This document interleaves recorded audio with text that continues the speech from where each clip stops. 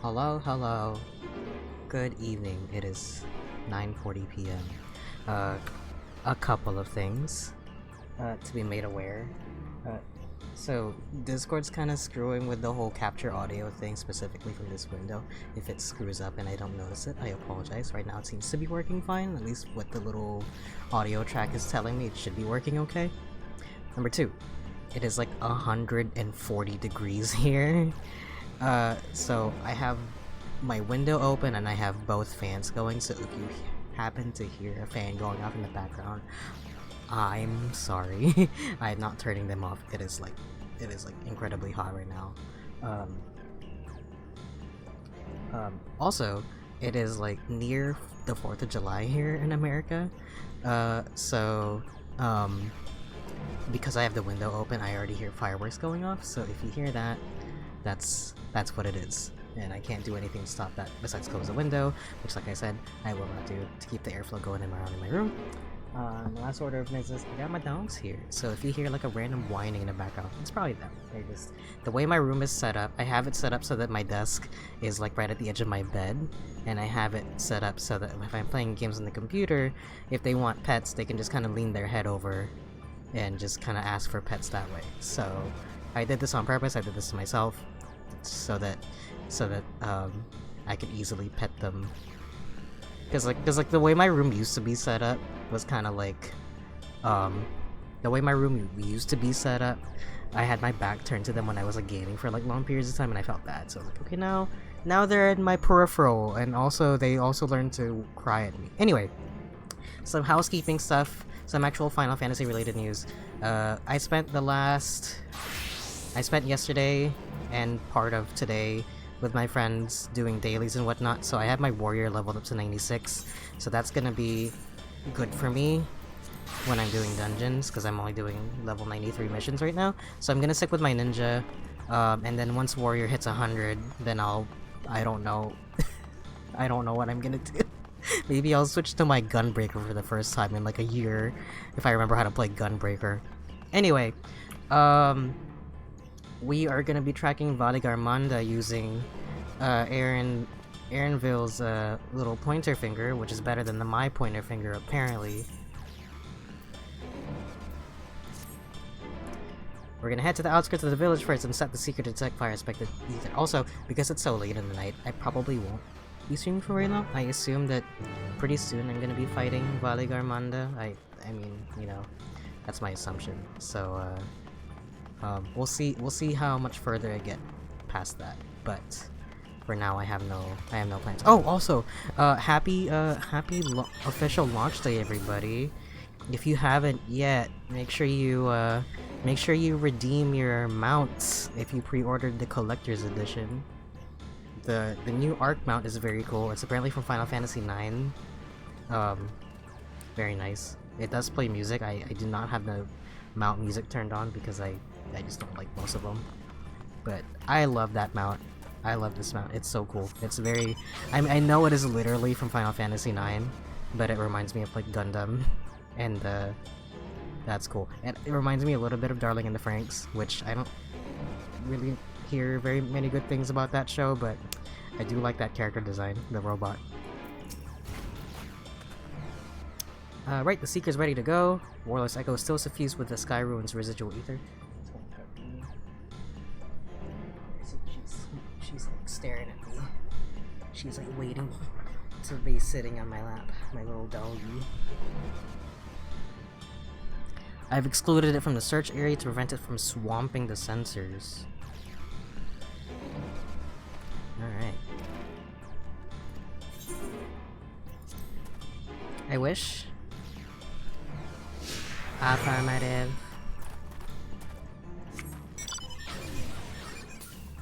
I wish that you could still see Aaronville when you do this, though.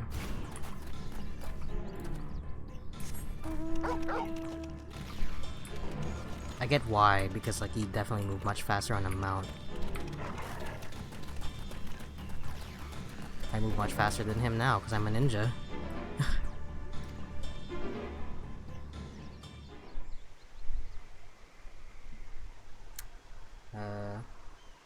What did it pick up? Okay, it's just a little flame spray. You're gonna have to be a bit more specific than that. Look for high sources of fire ether. Not the fire sprite, that's crazy. I was also talking to a friend of mine about how,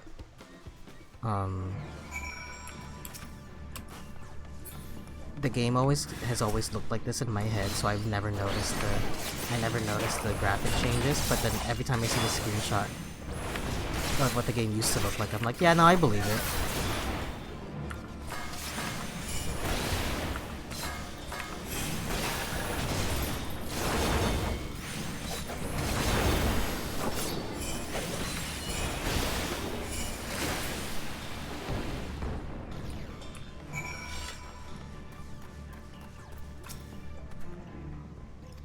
Cool. More. It's gonna do it 2 more times before it finds Valigarmanda, and it's gonna be a giant dragon in the overworld.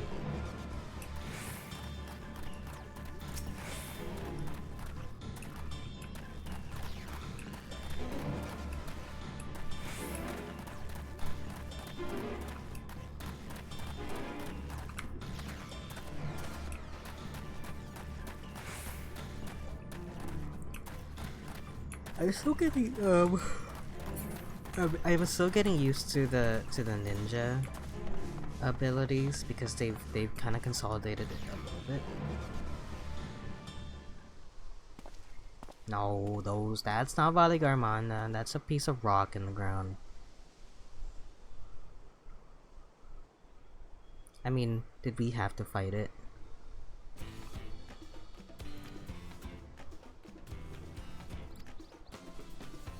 I guess to prevent it from like screwing up our sensors. I guess.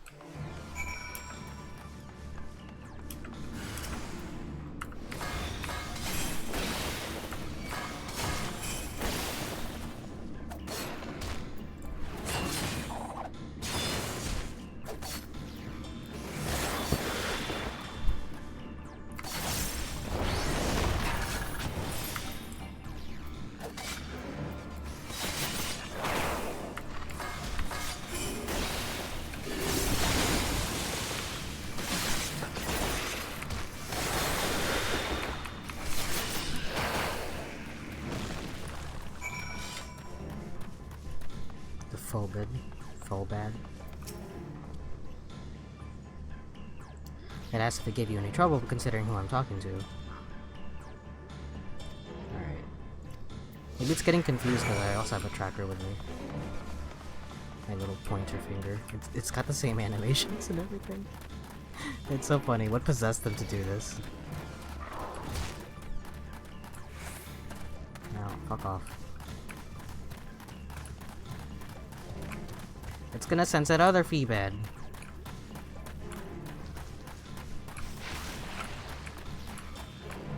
Oh, here.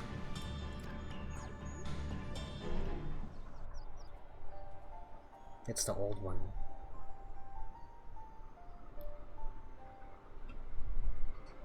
Ugh.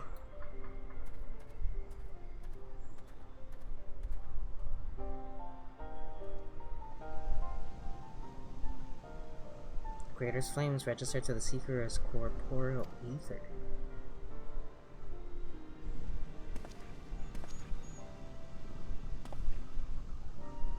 When Valigarmanda rages out of control, its fire burns forever, its ice does not thaw, and its lightning crackles without cease. Thus was the Dawn Servant able to turn the Skyrune's perpetual magic against itself, trapping it within an unmelting prison of the base.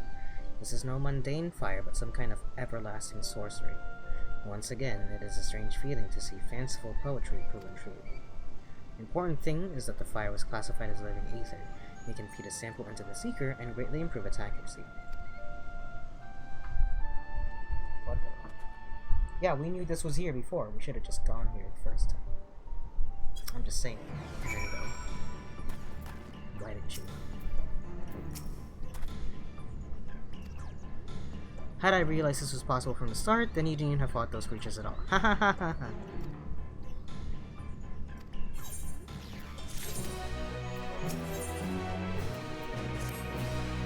This time the Seeker should be attracted solely to Valigarmanda's ether.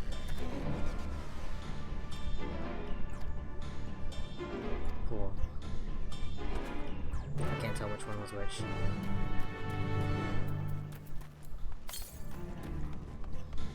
Oh wait, can't I fly in this area? Oh no, I need to do the quests.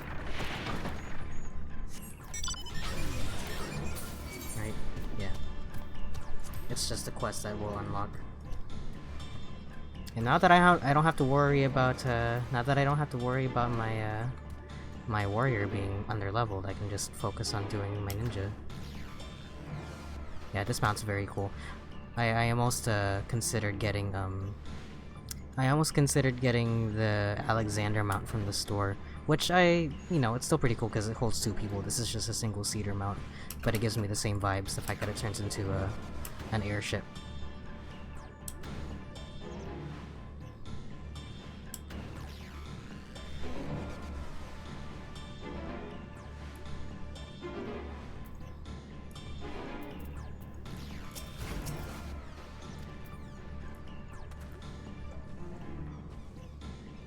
Cool.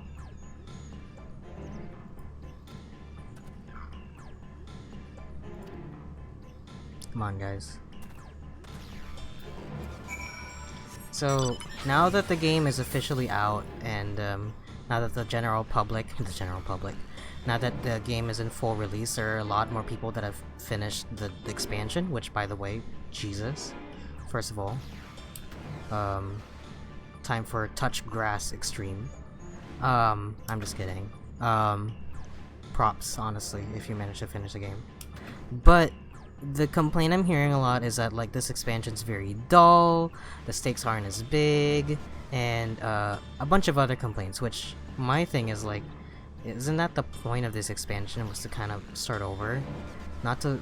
I mean, if you're watching this, I assume you've seen Endwalker at the very least. But, like, we literally went to the center of the universe and saved all the parallel worlds. You can't really go any bigger than that, and if they tried to one-up it with something much bigger, I don't know if it would have been as good. I don't think, I kind of like that the stakes here are a little bit lower. I mean, like, it's still, like, deciding the fate of an entire nation, but, like, I like the fact that, like, your character's taking, like, a huge backseat. Like, no one's talking about the Warrior of Light out in South America. And like the fact that it's about something very small in comparison to the last expansion, I like that. I will say though that there is a lot of just walking around and doing nothing, which I am not a huge fan of. I was never against the whole gameplay first before cutscenes, but apparently there's a lot of complaints with how during Endwalker it was like there's too much gameplay, or like the game's too hard, you should just be a cutscene, and now the complaint here is like everything's a cutscene, it should just be gameplay. So you can't please everybody. So what's the quote by the Helldivers tab? A game for everyone is a game for no one.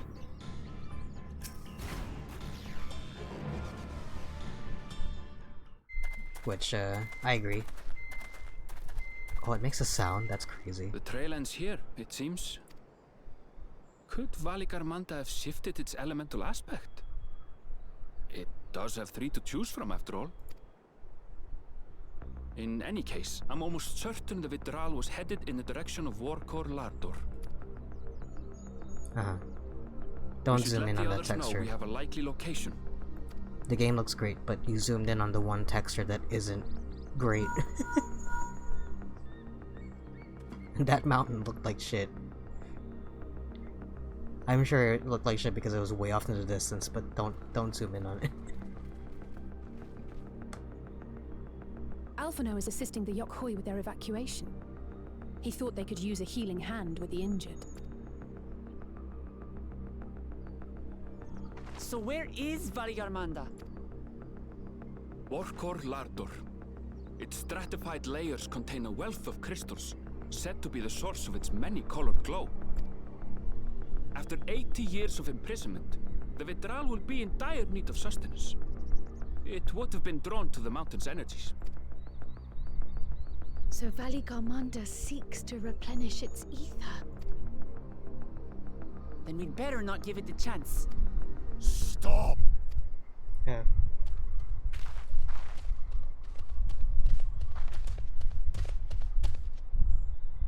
I'm tired of y'all. That mountain is sacred ground. I forbid you to set foot on it. Sorry, It is not our intention to trespass. But you must understand, that's where Valliarmanda has gone. If we don't slay it now, it will slaughter countless innocents. Just like in the old days, I beg you, permit us to enter. Out of the question. Your band is incapable of defeating Valliarmanda.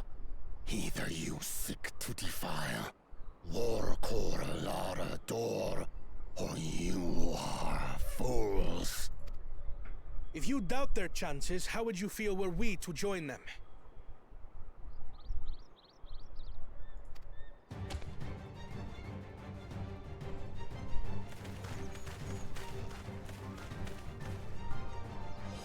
The monument to Valliarmanda's defeat bears the names of 7 heroes. With our forces combined, we also number 7. Huh.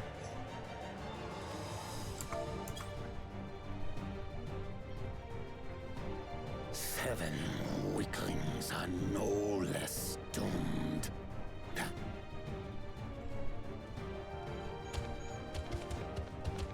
How about 9? Zoralcha, you've come to help as well. Against my sound advice. While the rest of you were tussling with this sky ruin, we might have secured an insurmountable lead. A minor delay. It will not change the contest's outcome. I would take the measure of this Tural withdrawal my father was unable to kill. With both my brothers here, this battle is all but won. Your celebration is premature. I never said I would let you pass. Oh, kill this guy. Brother, no! We do not bear arms against our own people! What an odd thing to say. As I recall, the inhabitants of Chirwagur Sultan do not consider themselves members of the Tuliyolal nation. I'd hardly call them our own people. What does that matter? Members or not, everyone in Tural is part of our dream for peace. If you would hurt them, then you'll have to go through me. And my axe.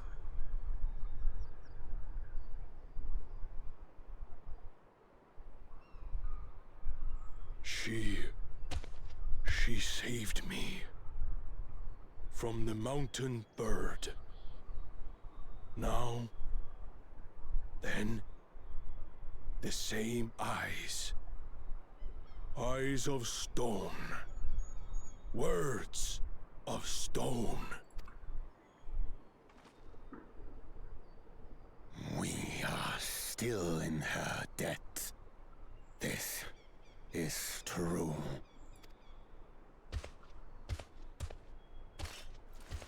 Oh, I want to hear what the stream sounds like. I'm sorry.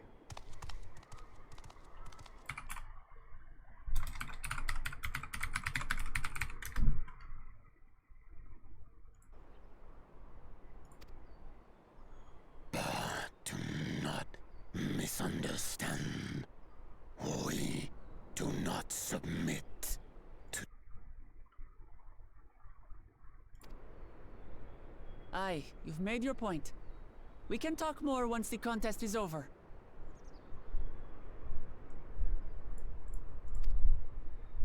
I ask your name. Okay, it doesn't sound like it's... Because I was worried that the fans were like really But the game does kind of sound low, so I'm gonna bring it up just a smidge. Wuklamat, protector of peace, and soon-to-be Dawn servant.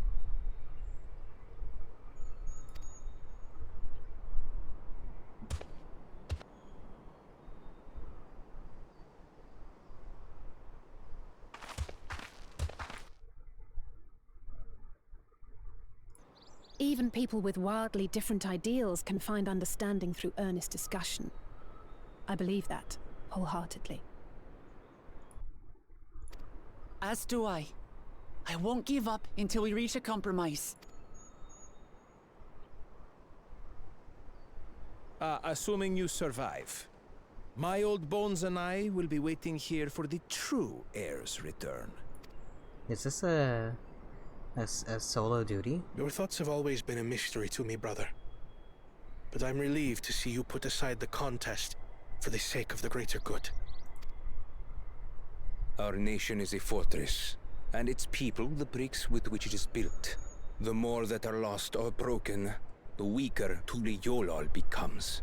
Something also I've noticed more than the other expansions is I'm spending so long in cutscenes that the time of day is changing. I always was under the impression that while you're in cutscene that the time of day is kind of locked. At least until the end of the cutscene. Even the crudest rock has value as a stepping stone.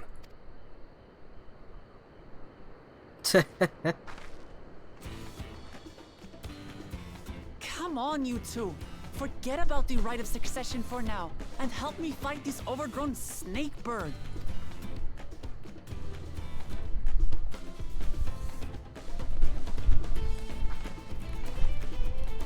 I don't care how strong the Sky Ruin may be. We're going to put this menace down for good.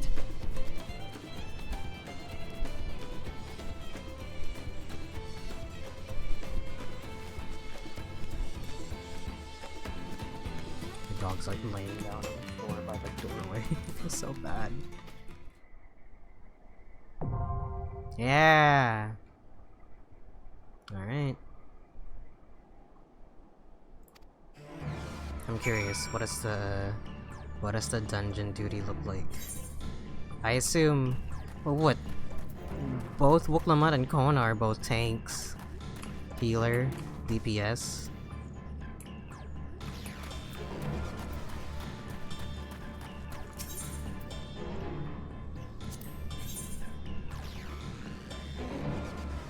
Intrepid. See, it's weird. Yeah, he is a Viper. Innovator? How come they have different... Is it because they're not from here? Is that what a warrior is called in Toral? They're called Intrepid, and Machinist is called Innovator in Toral. I mean, the Viper makes sense because that is from Toral, right? Pictomancer.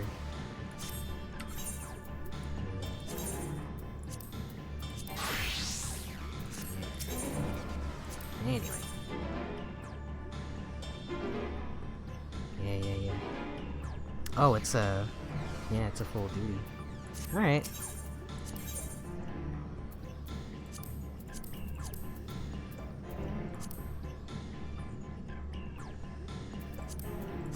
I was like, what is this?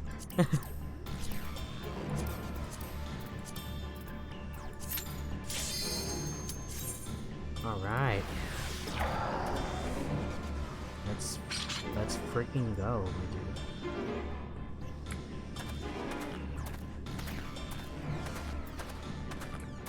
Come on, last guy. Here it is.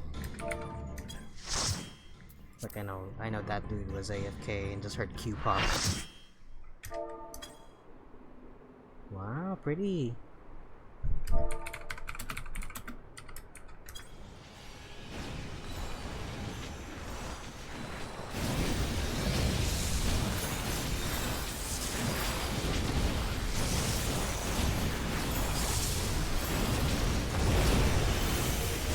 I spent my poetics before I queued this duty up.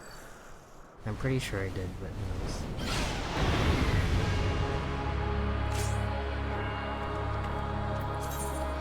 Yeah, close enough. It'll have to do.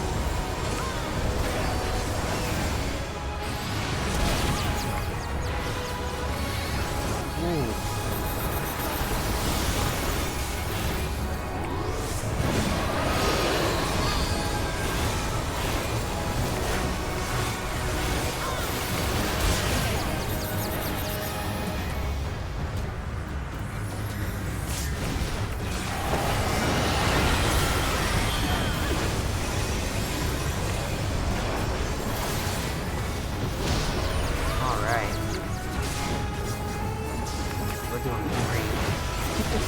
It's our first time. It's our first time. That means outside? Is that right?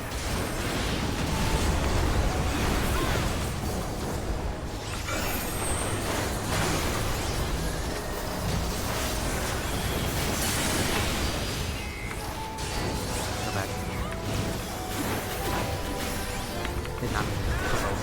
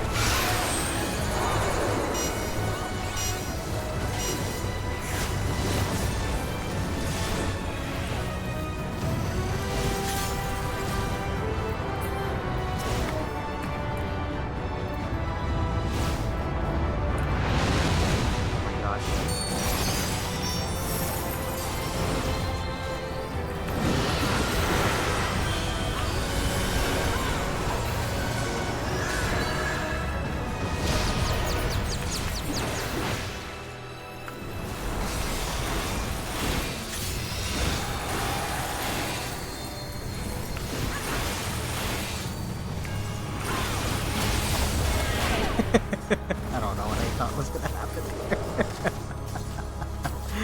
Oh boy. Oh no.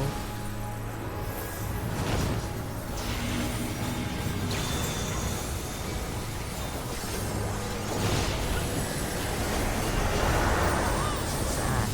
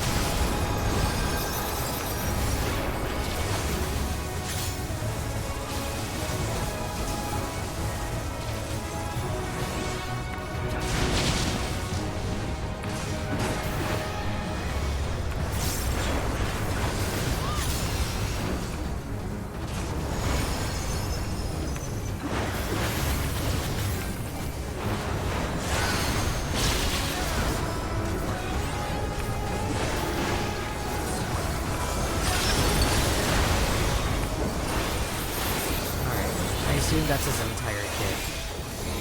We're just gonna have to learn from that.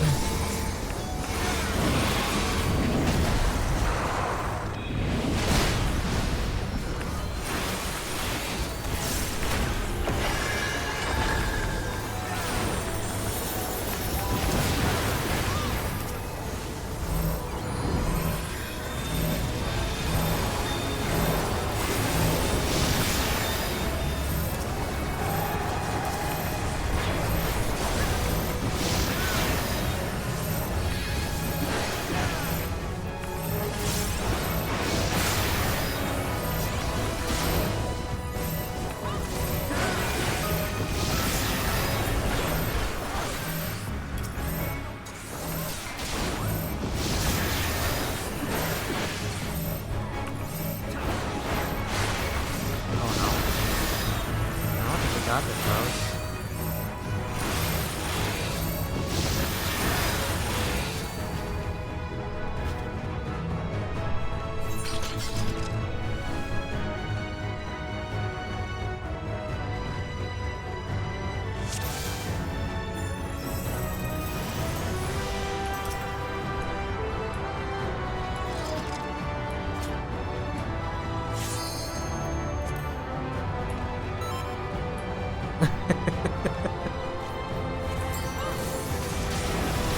Everyone in the chat, well, not everyone, there's like 2 people in the chat, is being very passive because of the last wave.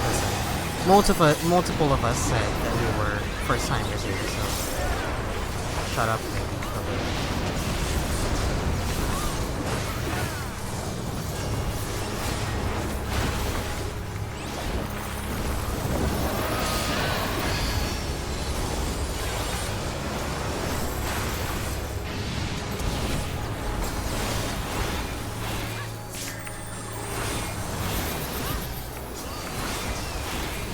Now that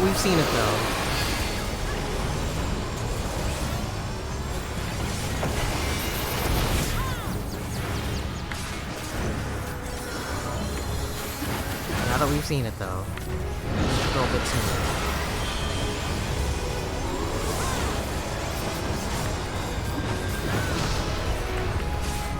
Right, ideally.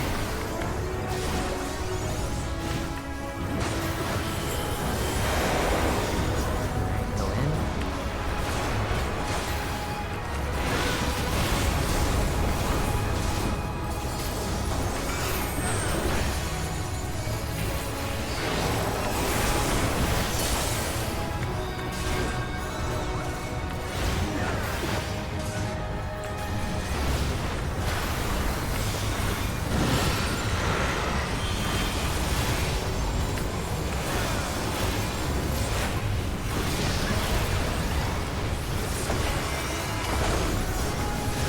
That's why I never really like play as tank or any other class besides DPS my first go around, because I'm always just worried that I'll get completely bumbled up.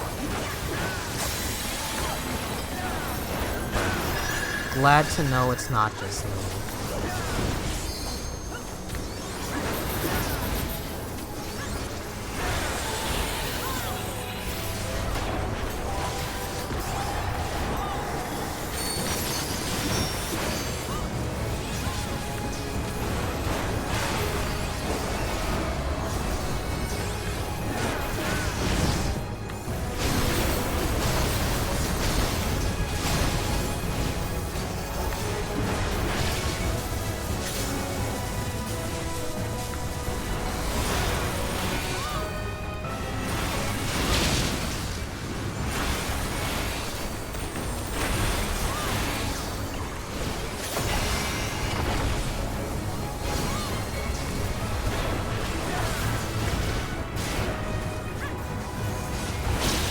Forgetting to hit my primal rend. I need to put that button somewhere else.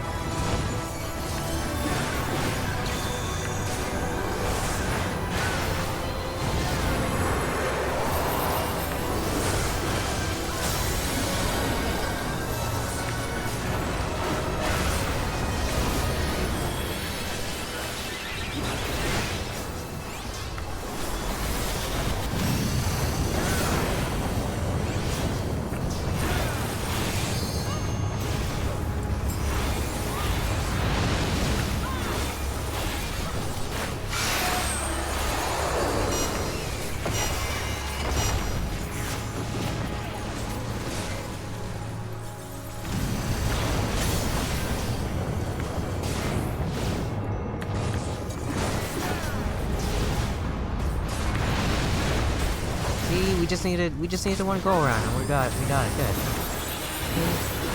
need to overreact, y'all. That's second go up.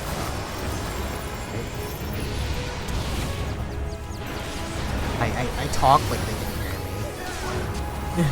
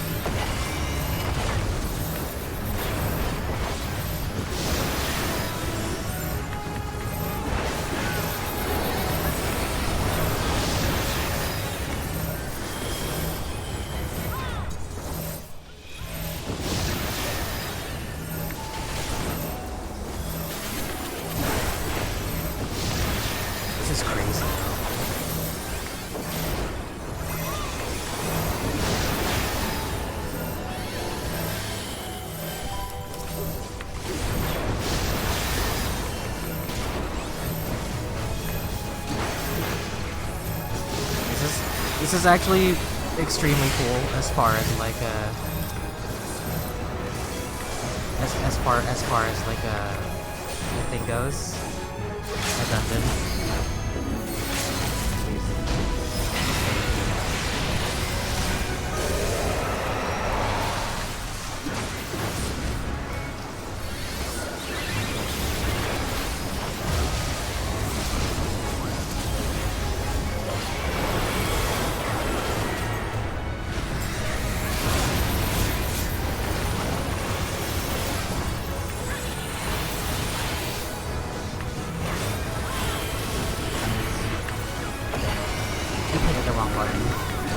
So sorry. Hey, that's an ASEAN thing. What is that?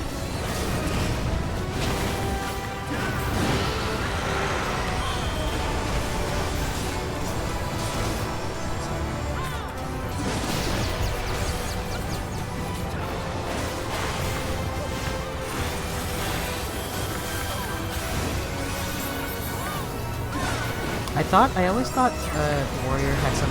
I thought one of these buttons was always CPU. Yeah, there you go.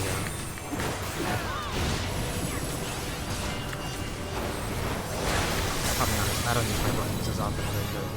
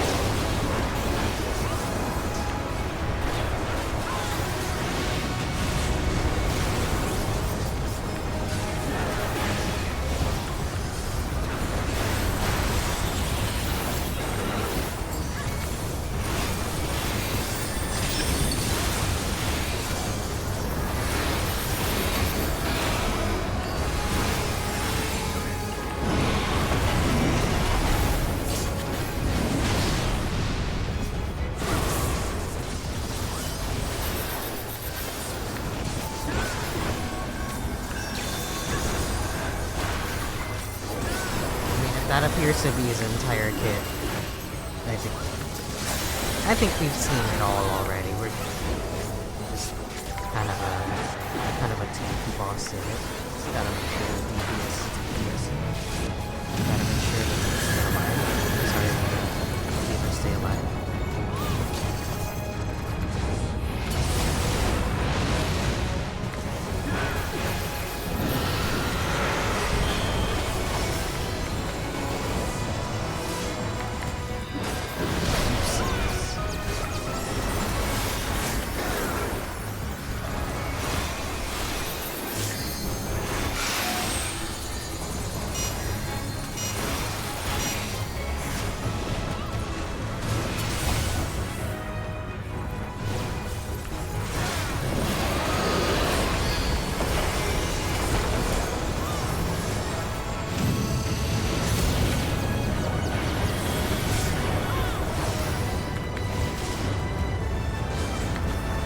I haven't, you know what, the thing that sucks is like when people complain about this game, all you ever hear about is city breaks, but whenever the game does some cool shit, no one ever talks about the cool shit. I think this is exactly the kind of thing that people were talking about, how they want some variety in like the dungeons.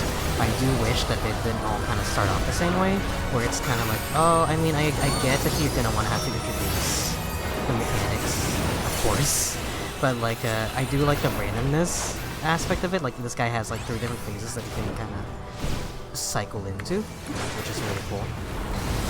Adds a bit of randomness, but also adds a bit of strategy to play, and also a lot of the mixing and matching of the abilities. So do more of that. That's great.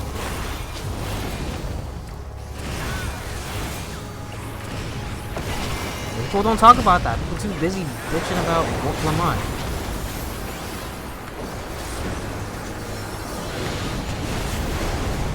I have heard some pretty decent arguments though, like my friend and I were talking earlier about how right now, as to where she's at in the story, Wolf Lamont kind of comes off as extremely childlike. I kind of rebuttal that I feel like that's the point of her character, is that she's supposed to come at this with kind of a childlike wonder, but also the idea is the story is not supposed to be about you, it's supposed to be about somebody else for once, which, you know, makes sense at the end of the day.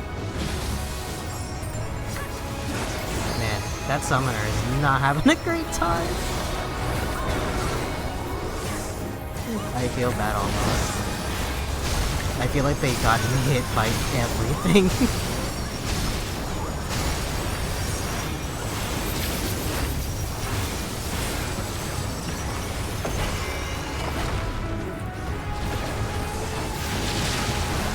Yeah, I don't know anymore how to help them. I feel like you've seen it like 3 or 4 times already. It's you should know that the feathers only affect you if you're up in the air. I don't know.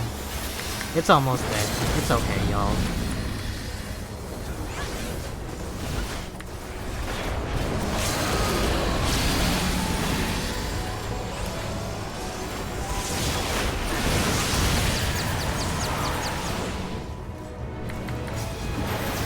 Y'all kill it, please.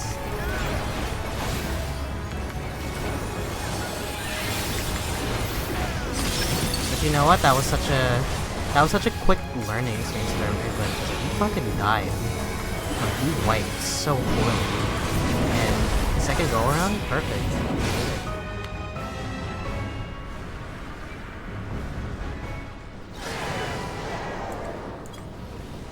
That was nuts. that bard needs to be quiet. Like, yeah, you whatever. You've already gone through the game. Blah blah blah blah blah. Whatever. I'm giving it to my take, buddy.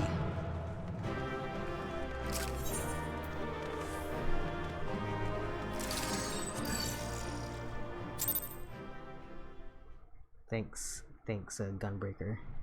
You fucking rocked. Shoutouts to the healers for clutching with that OB3. We did it.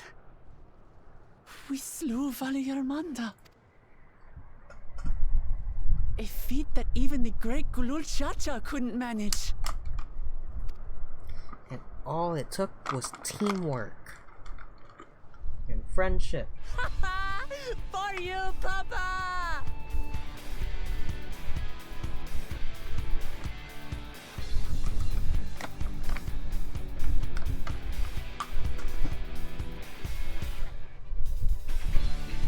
Also, it feels so unfair. Everybody else has maybe no like... denying it was an impressive achievement, but I wouldn't be so quick to claim we've outdone Father. Everybody's got like an entourage of like maybe like 2 people, maybe 1 or 2 people, and Wook Lamont standing here with like a full light party. The Vidral was weakened by decades of imprisonment. Had we faced it in its prime, we wouldn't have fared a fraction as well. I appreciate the explanation as to how we could fight it. How can you say that? 80 years couldn't have made that much of a difference. Could it?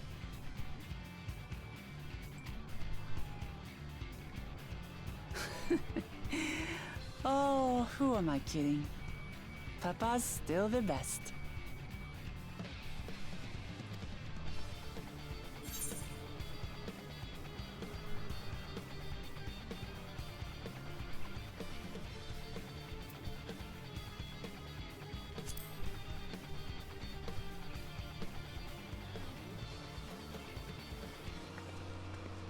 I did, didn't I?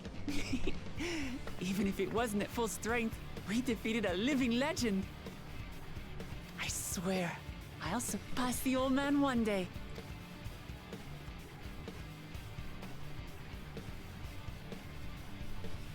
The Sky Ruin lies dead. And still, I've yet to prove myself the miracle.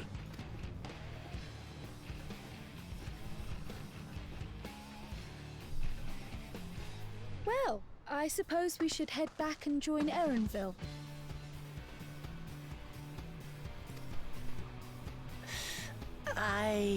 We did leave him with only Sarelja for company.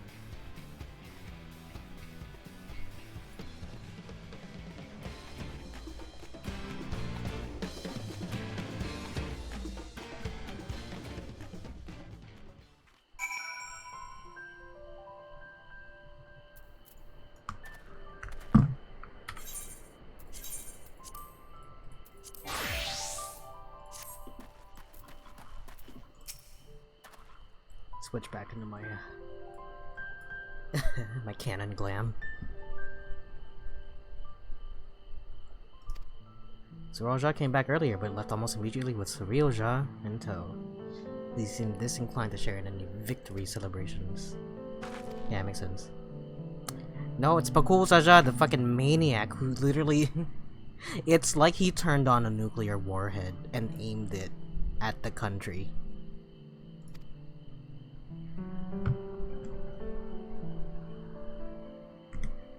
Yeah. That's nuts. I'm glad that they're acknowledging that it's kind of nuts.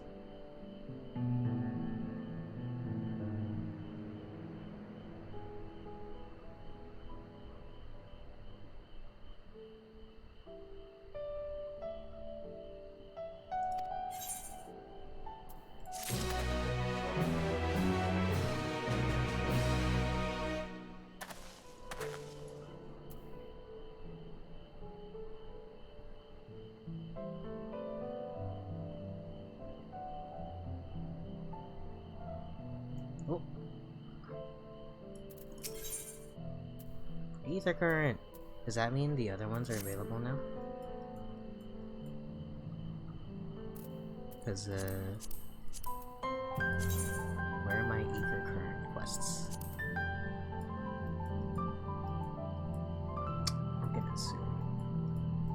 I'm gonna assume they unlock after this, because usually that's the Yakui must still be anxious, wondering where and when Valigarmanda will strike next. I suggest we hurry back and allay their fears.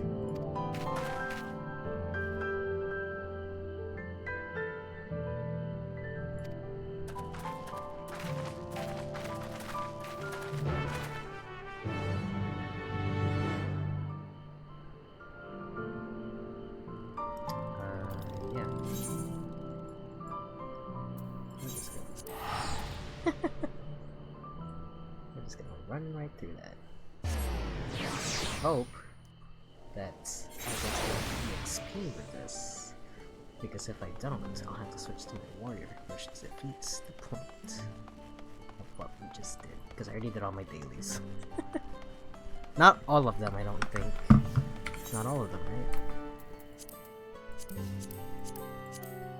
Except for normal raids. I am not gonna do an alliance raid in the stream.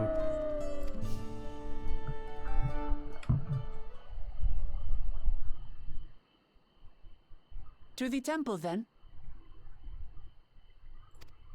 That won't be necessary, heroes of the hour.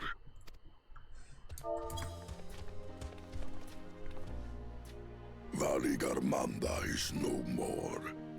Yours is a victory worthy of song. We had plans for a second feat to be conducted here in town, but the recklessness of your fellow claimant has rendered them pointless. A second feat? The feat of ice. You are to fortify Valigarmanda's prison. How shall we proceed, High Luminary? What more would we test, Zurmurwer? They have defeated the Sky Ruin and saved the gods know how many lives. If they are not worthy heirs to Kulul Jalja, then no one is.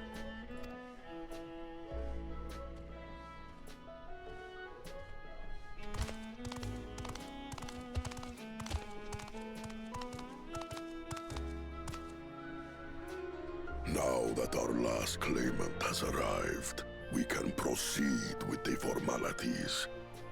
For the skill and bravery the three of you have shown, I award you each a second keystone. Nice.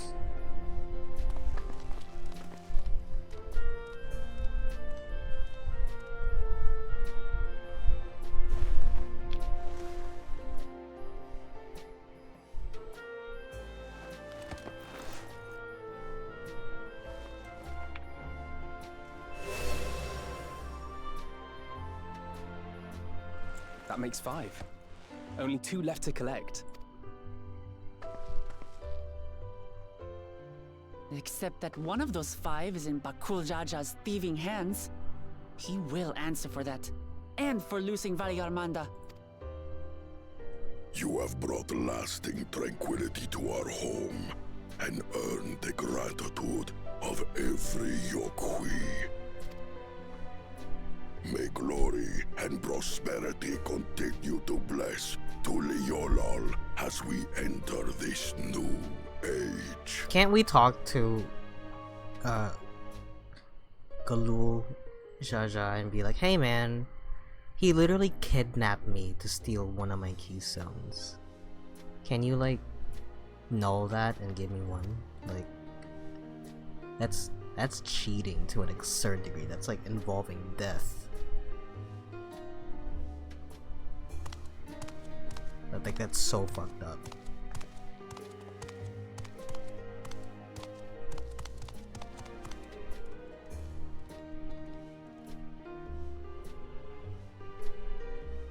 Was never much of a talker, our brother. If you're up for it, you should visit the capital. I'd like everyone to get to know you and your people better. I'll consider it if it's one of you two who claims the throne. Then you need only await a missive from Sunperch. I'll be sending out invitations.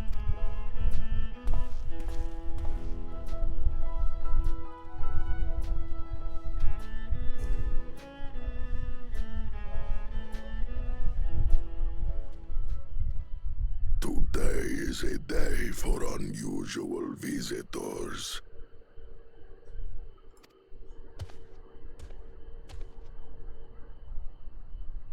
You Woklamat, was it not? I doubted you could slay Valigarmanda, but the quiet skies proclaim your triumph. Had the Vidral been suffered to roam free, it would have terrorized us all. Once again, we find ourselves in your debt. You owe us nothing. We fought because we wanted to. Yet a debt has been incurred. All the same, it will haunt me if I do not repay it. I wouldn't even know what to ask for. Perhaps he can tell us about the dreams of the Golden City. Oh, good idea! That was on my list of questions I wanted to ask. The Golden Dreams. Yes, we have records of our forebears and their visions from the time before the Shaktural expedition. What did your forebears see? heavenly land, suffused with a golden glow. Its people lived as gods, never aging, never dying, free from hardship and conflict. Every building was a palace, and in their midst reigned a silent goddess. A statue so tall, even my kin would need lift their gaze to behold its visage. A statue of a goddess. That's new. Sorry. Aye, and compared to the abstract imagery we'd previously heard, this was a detailed description. The dreamers were consumed by their visions, compelled to seek out the paradise they'd been shown. They journeyed to Shaktural, where they died in droves. Those who go in search of the Golden City do not return. The tales Book Evu shared may have been rooted in historical fact. Perhaps. Who can know the truth of it? Once our ancestors left the forest, there were no more dreams. No dreamers. The forest? What do you mean? From the very first, the visions were said to visit only those who worked the quarries in Yaktel. But after they were ravaged by disease and saw fewer newborns, they were forced to abandon that territory. Once our people's withdrawal to Urkopacha was complete, we never again dreamed of the Golden City. So only Yokhui in that one specific area experienced the visions. Fascinating. Well, we're headed to Yaktel next. Maybe we'll find out more when we get there.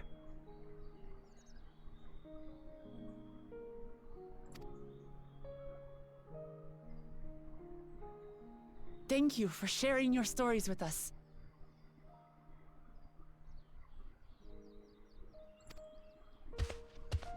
I do not require gratitude. I merely repaid a debt. Farewell, Wook Lamat. I do not think our paths will cross again.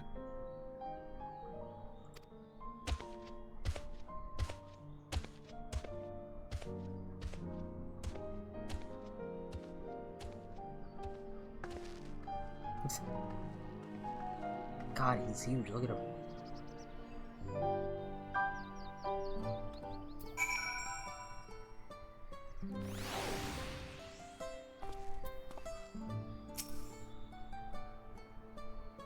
I don't think he's gonna change his mind, but hey. Maybe. Yeah! We are gonna do these ether quests real quick. I wanna fly. I wanna fly. What you got? Yeah? Uh-huh. Uh-huh. Uh-huh.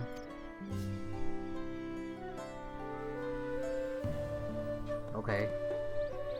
I gotta go fight something.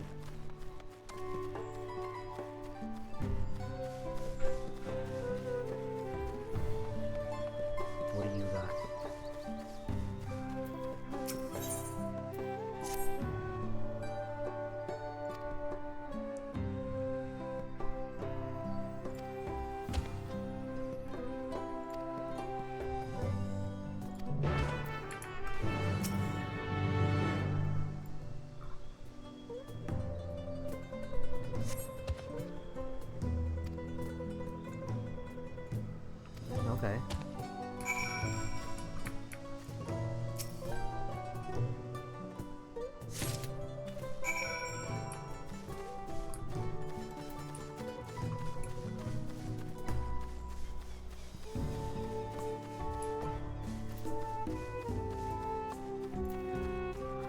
the other quest was all the way over there. That's crazy.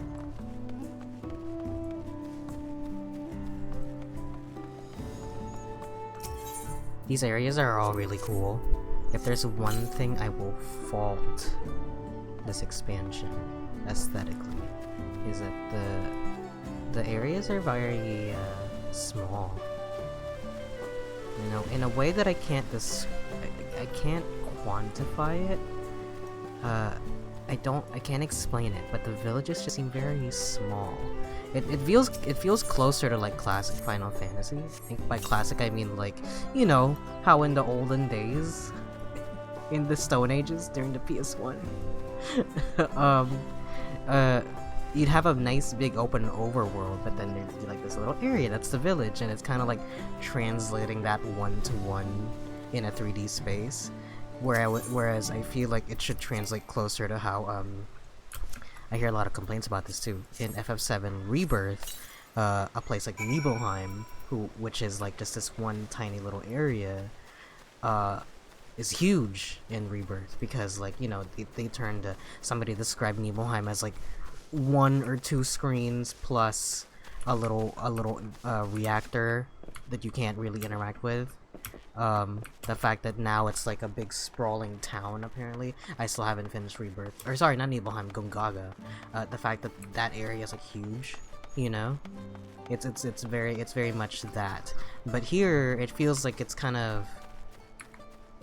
It's still working with that same kind of barren overworld, but not barren, but it sure feels like it sometimes.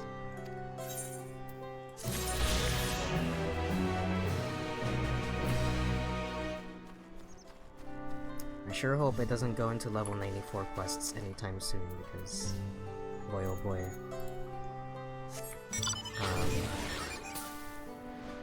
Okay, if it can get to oh my god. If it can get to 94 quests once I hit 12 million EXP, then maybe, because I still have to do the Alliance Tribe quests. So I can get 3-4 million from those easy. So if within the next 2 quests it stays at level 94, I should be fine. But it's cutting it close. I'll tell you that much.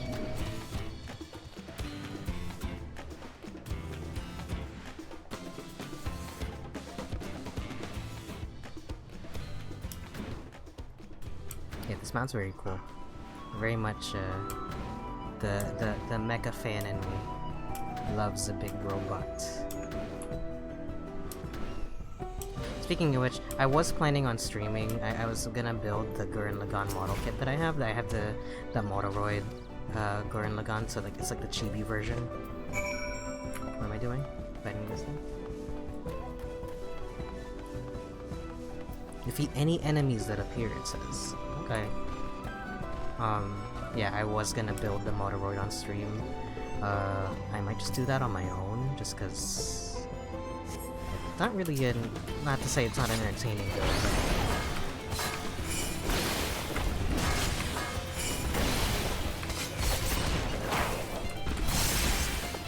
can't believe that cancels out.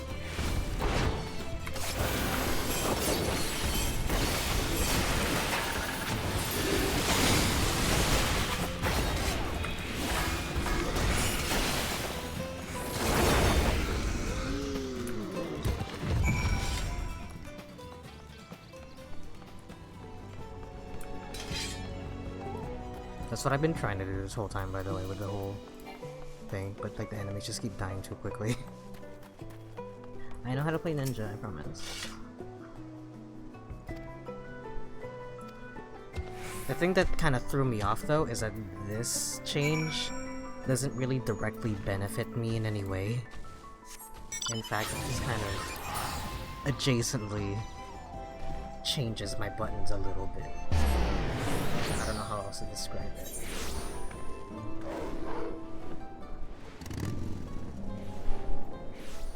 Oh, I forgot to set our submarines. Oopsies. I'm trying to man the submarines in RFC, and I'm not doing a great job.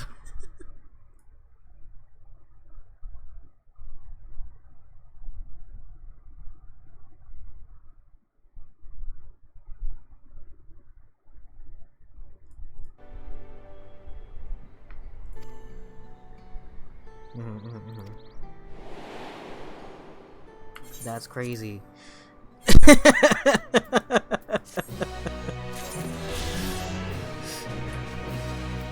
Wahoo! I can fly!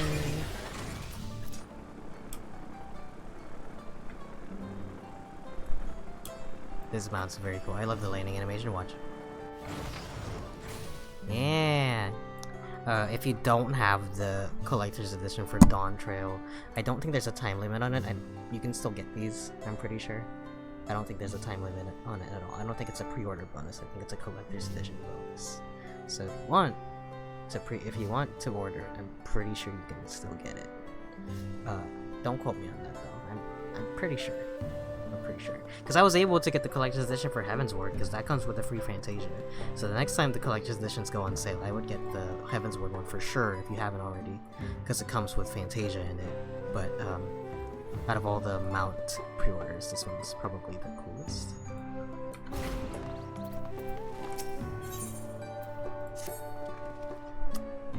Let's go back to Tulichola.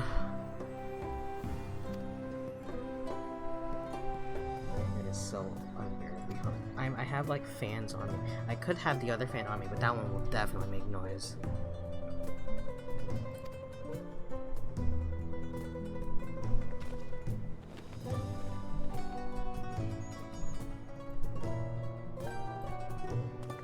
See you later.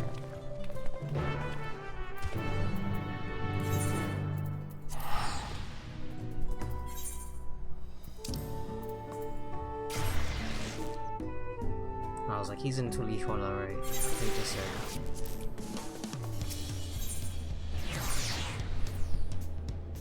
I still have this too to do.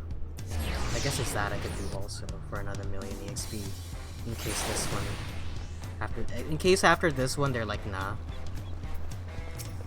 But I should be fine. Go to sleep, says Erico. Go back to the palace. She's distracted. Alright, well, bye. Oh my gosh. Oh, look at that.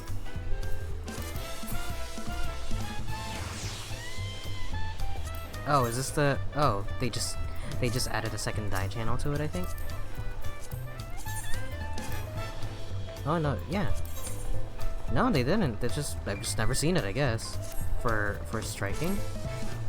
Interesting. What's this? Everyone's got cool outfits. This one has... Oh, this one is the level 99 gear. Ooh. Wow. What's this one? Dancer? No. Vanguard. What is that? Some bullshit from the cyberpunk world. Alright, I'm looking at spoilers is what I'm looking at. Gotta stop staring at everybody. You can fish here too? This place has everything. They even have canned bread? What is this? Is this a light? Yeah.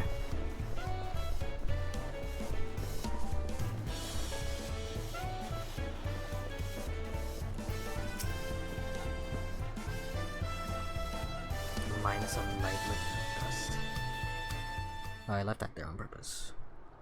I love the cabins, by the way. I love that it's got like an open side. Come on, Artbert, come haunt us again. Please be Gratia with a taco.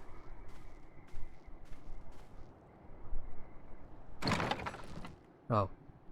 You have a moment? A very similar moment, I think.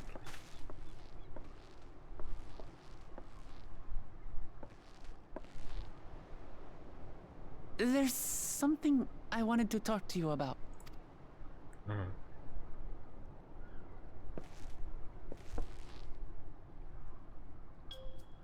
So,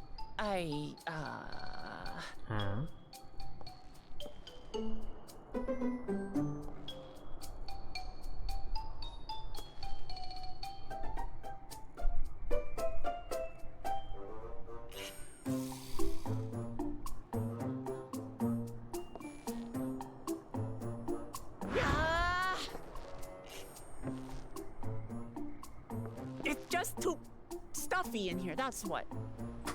Is she trying to confess her feelings to the Warrior of Light? We should go outside. Aye, a nice walk in the fresh air. That's what we need.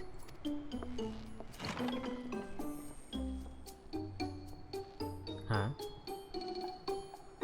Is Wuklamat being introduced as your first romanceable party member?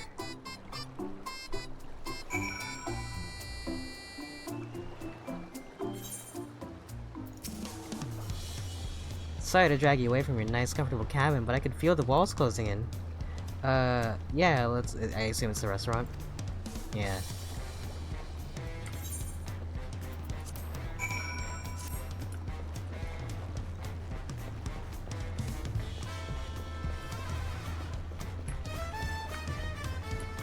Oh no. Well, yeah, right? Isn't that what this area? No. That's down here. Oh! Oh god. I was not paying attention, I was looking at the map, sorry. So stupid. Literally fell.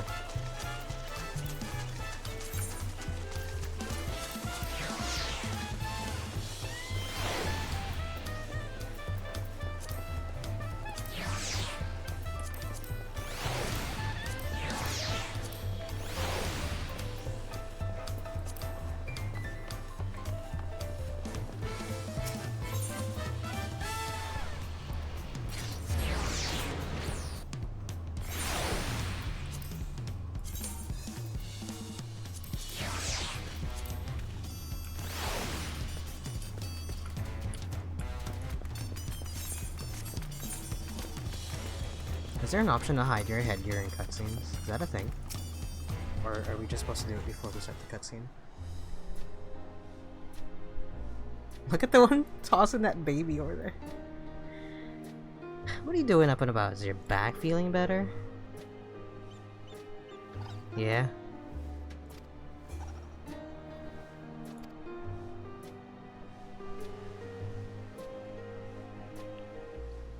Lending you my support is the least I can do. When can we make our character be that old? Why not? When I see you smile like that, how can I not be encouraged? Oh yeah, there's lots of us. Thank you for your support. And thank you, Third Promise. I shall pray for your success in the contest. I keep saying, oh, I love all the memes of Bakul Jaja and the Bakuler Jaja.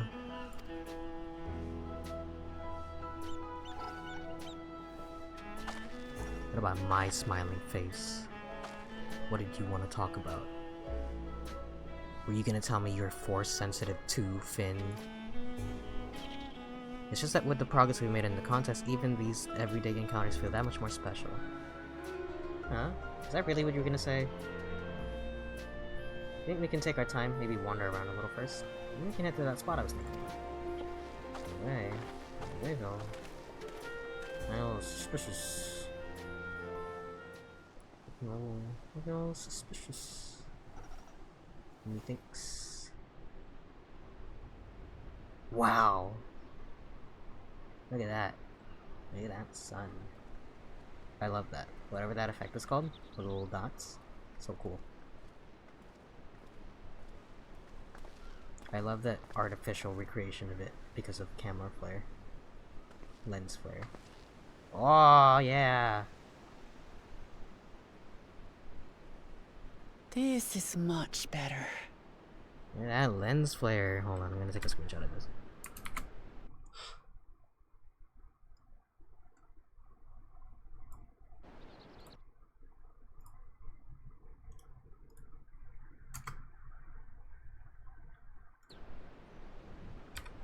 Alright, continue. I used to come here all the time when I was little. I'd look out over the whole city, and whatever worries I had would seem so small. Sorry.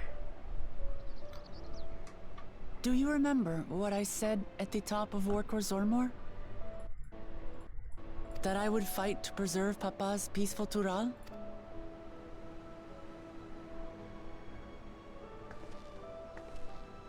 Well, I've been thinking a lot since then. I've changed my mind. We go to war tomorrow. About what peace really means. If it's just the absence of war. And it brought to mind all the best parts of our journey so far.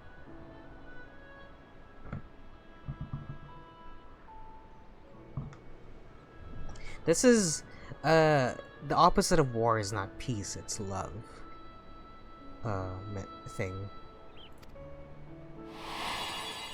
Isn't it?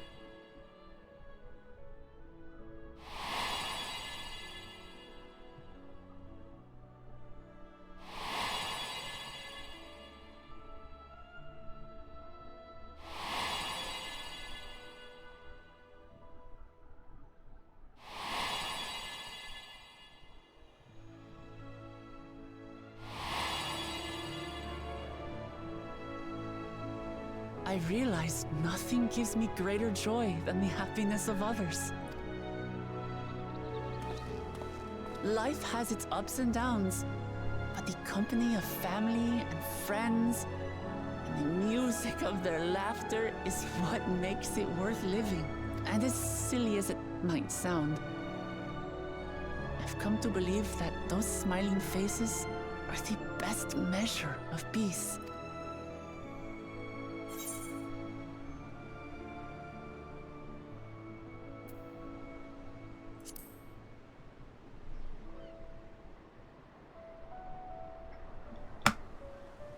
With eternal life and no struggle or conflict, it's certainly an ideal worth striving for. Who knows if we could make such a world a reality?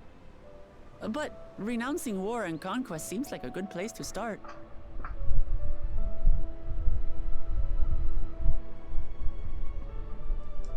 The ideal that it's kind of, I know what she's trying to get at. It's kind of, her logic is kind of flawed, because that's what the whole ideal of like the opposite of war is not peace, the opposite of war is love comes from, is that like the absence of war makes people complacent and causes the rise in like, you know, it kind of perpetuates the cycle, because the end point of war is peace, and it just kind of, okay, now everybody's gonna be a bit more comfortable again, and now you're gonna get like some upstarts that cause conflict, and then now war starts over again. The only way to break that wheel is to promote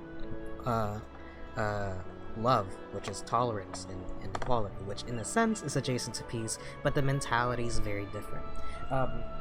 The very first time I ever heard the philosophy, and I'm sure I'm not articulating it properly, and I'm sure that somebody can like explain it a bit more clearly, but the first time I actually heard this mentality is from the comic book Saga, where they didn't explain it as that. They explained it as the opposite of war is fucking.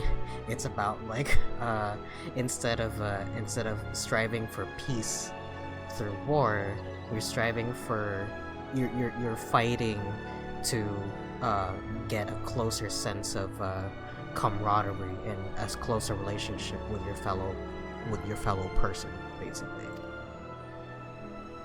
Now, if she just goes on to explain what I just said, this is my plan. That'll be really funny. When I become Dawn Servant, I'll build on Papa's peace. Our people will live together in happiness!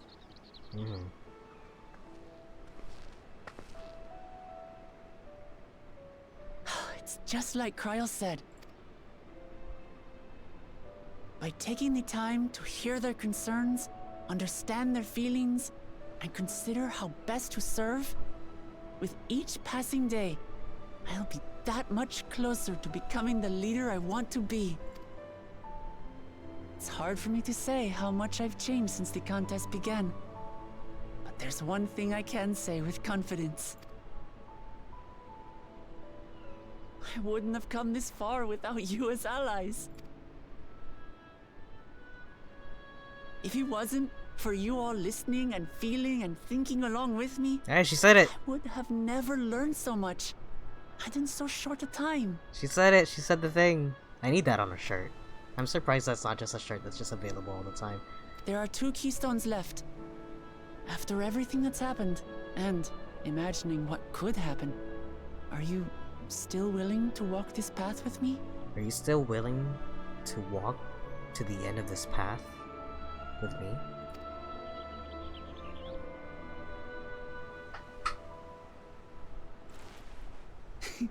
Thank the gods for that. We'll bring the shadows to Well, a blood I of have storm. nothing else to get off my chest.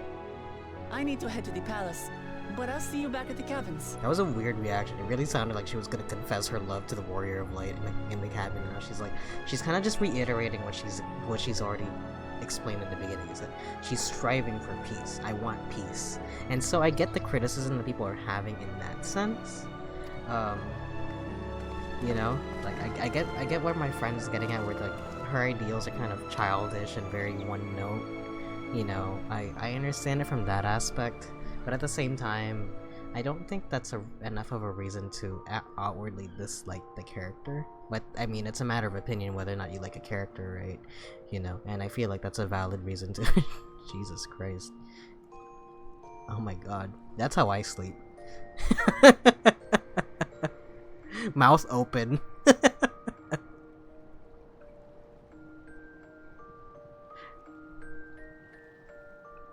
mouth breathing, just flat.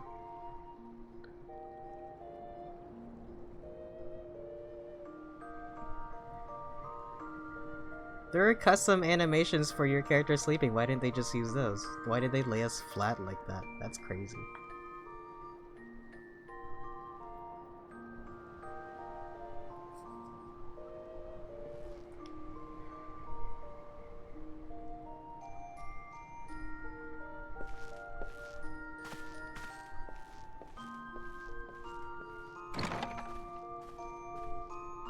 I kind of wish they had spawned us at the top of the mountain again, because I wanted to do that jump puzzle now that it's daytime. So I can see what it looks like. Now it's 4 p.m. Now it's 4 p.m. and cloudy.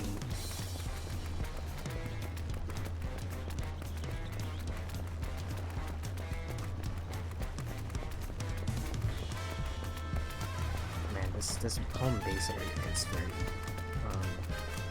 very impressive though. I love the verticality of it. The PS3 couldn't handle this shit. Yeah. Happy now got some seed.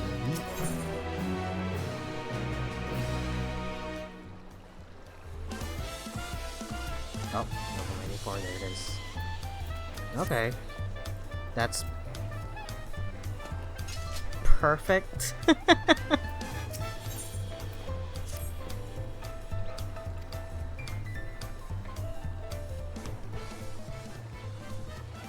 I should start queuing up for alliance raids maybe after this cutscene.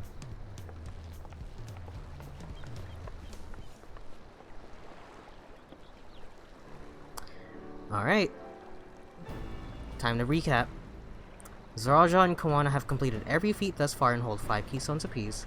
Wuklamat will be equal with them, but because Bakuler Jaja's thievery, we only have 4. That conniving braggart didn't so much as lift a finger for the feat of proof and wreak havoc for the feat of ice. He can't have more than 3 keystones at most. Dead last, and cheating while he's at it. He may think he can simply steal what he needs to win, but he's sorely mistaken. I'll be taking back what is mine, this I swear. Yeah. I fear that reclaiming a keystone may not be enough. That is, Bakul Jaja's unleashing Valigarmanda is any occasion. Using his lead, I anticipate that he will move to obtain the remaining keystones before disrupting his rival's attempts. We may all find ourselves being forced to take from one another. I don't want to do that. Peace. But neither will I surrender my claim to the throne so easily. If it's for the sake of preserving the happiness of my people, I'll do what I must.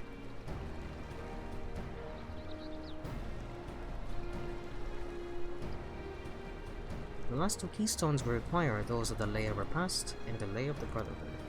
The former depicts a cessation of hostilities between the Mamurja and the Shibral in the forest of Yaktel, specifically near a village called Ikbrash. And that's where I was born, if you recall. I haven't been back there since Papa took me when I was a baby. Where the Lay of Brotherhood takes place, however, is unclear. In the saga, it is said that a foreign explorer came seeking an audience with the Dawn Servant, but little more than that. It's Krau's grandpa. Eorza has a similar tale. The explorer Ketenram befriended a two-headed king known as Ottawa. It's Krau's grandpa, before commencing his travels across Tural. He journeyed here several times afterwards, but was ultimately lost at sea. At least, that is the commonly held belief. Your two-headed king certainly sounds like Papa, so this Ketenram fellow must have come to Tulihiola. Pan to Cryo. But if he indeed arrived some 80 years ago, the capital may not have been built yet, vestiges of Yokui architecture notwithstanding.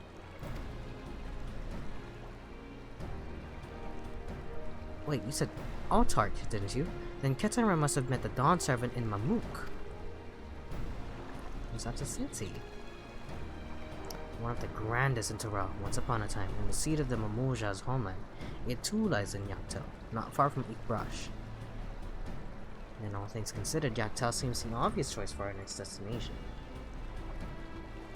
From here, the safest method of travel is by dirigible.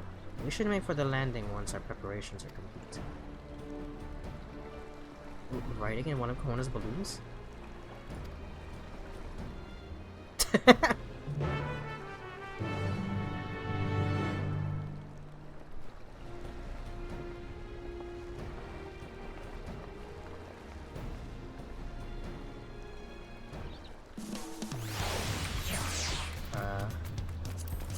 Let's queue up for normal raids and hope that's 12 minutes. That's not too bad.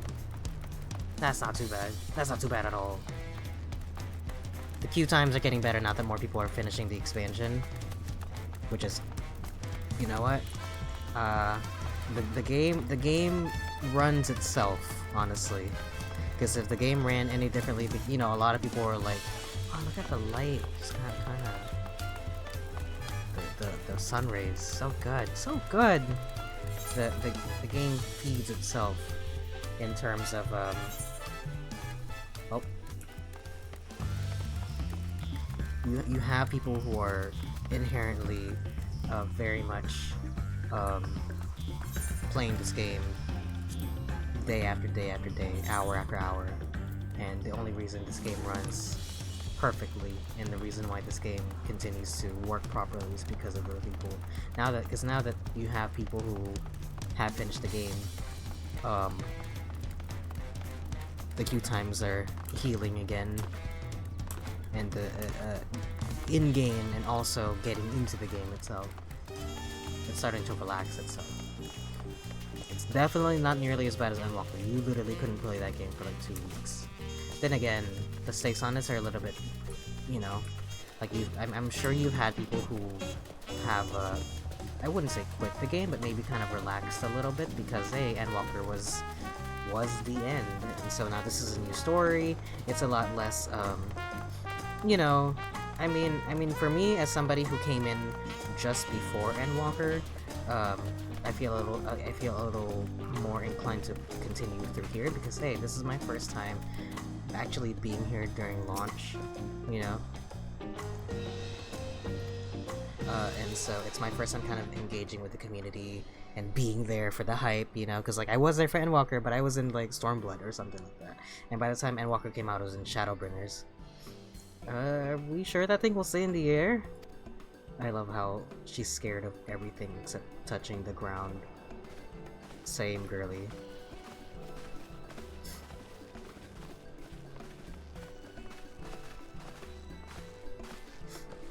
Are you ready? Back's packed. Goodbye said. There's no going back once we lift off.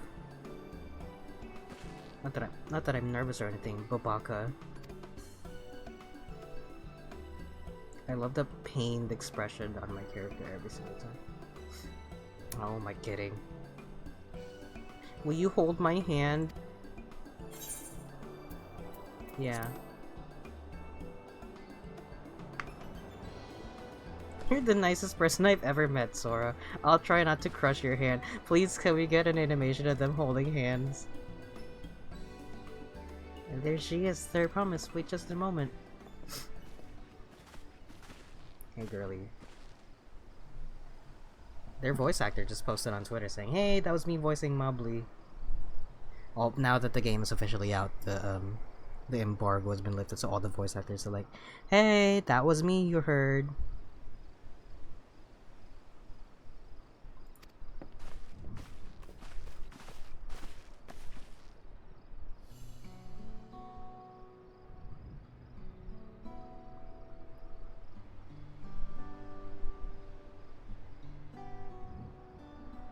Sorry to delay you, but we were able to discover the origin of Crow's earring. Sorry, I just saw a tweet that was like, this show is now streaming on iPlayer, and everyone's like, what the fuck is iPlayer?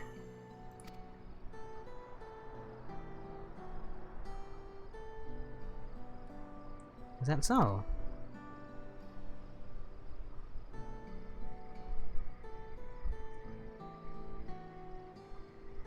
You said, I'm sorry. I have to stop looking at Twitter. I just saw another tweet that said Jojo Siwa is Chaperone's Waluigi.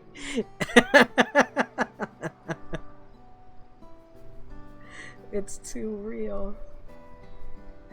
You said before that it gained popularity in Yogg-Toroth as a protective ward for travelers, correct? That's right. We tracked down the elderly merchant to whom first sales are attributed. Oh.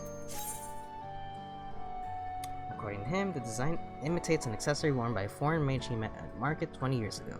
Little did he know that marching taste of salt would prove to be a commercial triumph. We're gonna continue this cutscene after. Is that my grandpa? Hone in Yogg-Tell to where it seems you're bound. Alright. I mean, it's your Ketenram's your grandpa. Grandpa Ketenram Baldesion. That's crazy. Ketenram Baldesion. Thanks for telling us. Sorry to interrupt the stream with like random raids every time. Alright, we're just gonna have to fly out there. Hurry. Oh, I like my character disappeared first.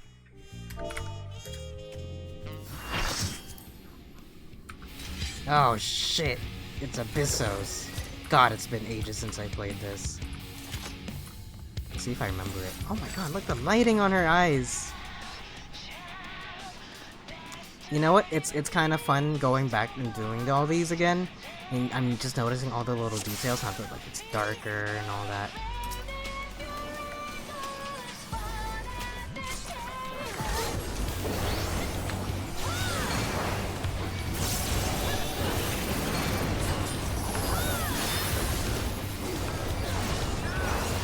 Stay away, right? Vowels at us.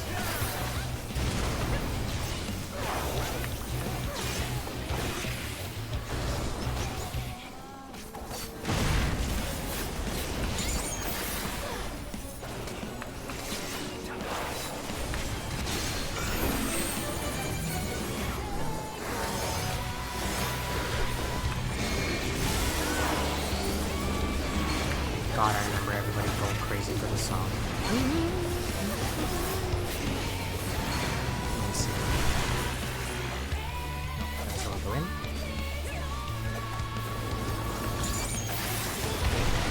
I kind of remember this.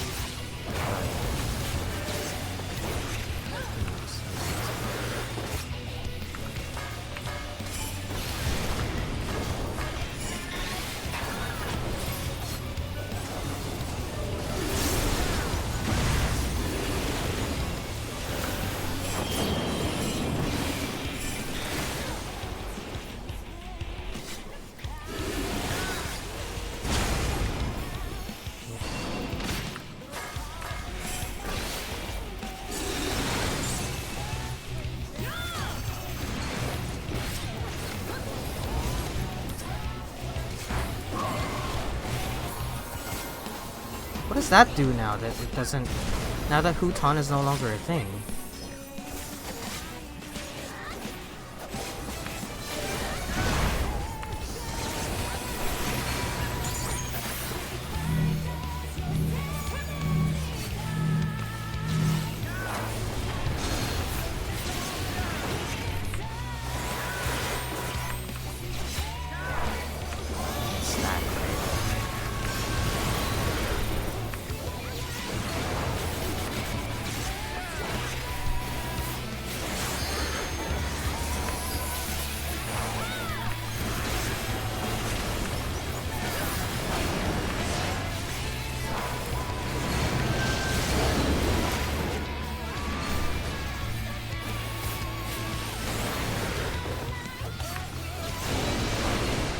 one of these can already run.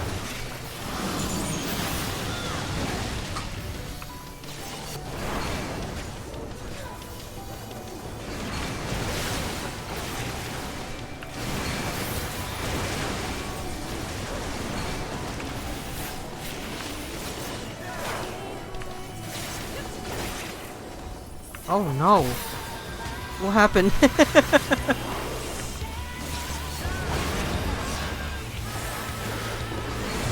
I'm so glad we have a red mage.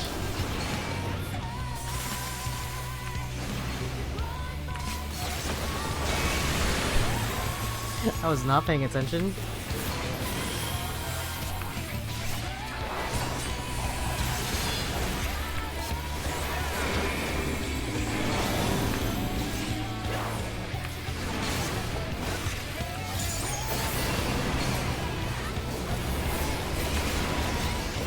Glad not a single one of us jumped in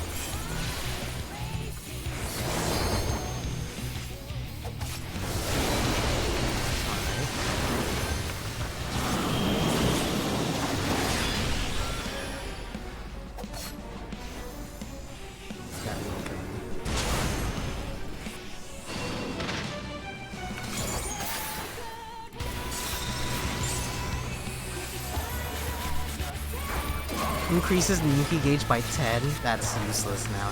That button is so useless now. What's it for? Who? Why?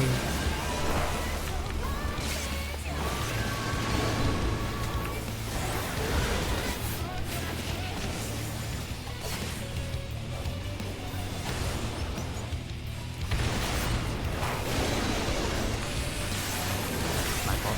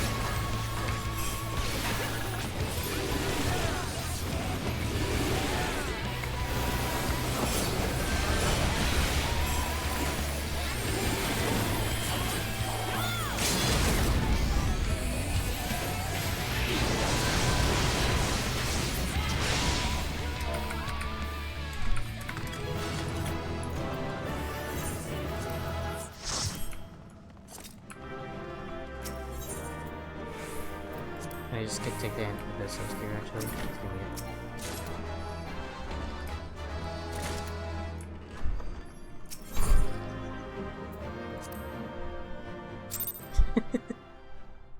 it. Did I level up? No! I did not level up. I got close though. That's enough. Yeah.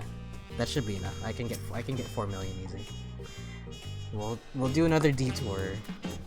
The next flight to Yaktel will be leaving shortly. Yeah. I'm gonna skip through this cutscene because we've already heard it.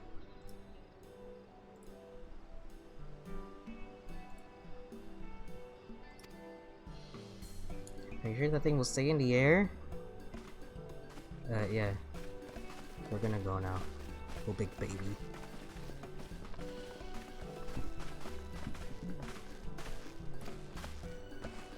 You know, not that I'm scared or anything.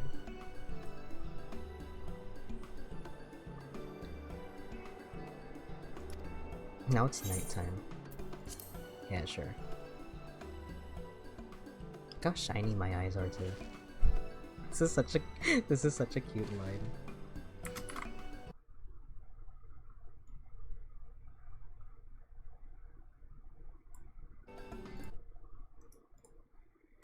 Need to refine my. I have a little server that is just me, so that I can post screenshots without like flooding my channel, without flooding my server.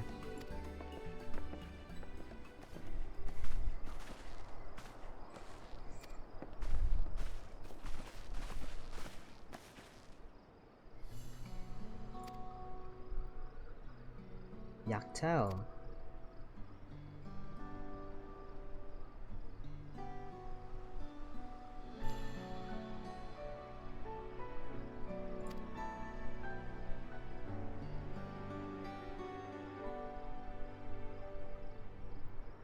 Yep. The design imitates an accessory worn by a foreign mage. Could all be my grandfather. How have we not pieced it together? Are we implying that Kettenrem?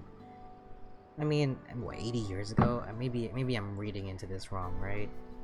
Because Kettenrem was like very much longer.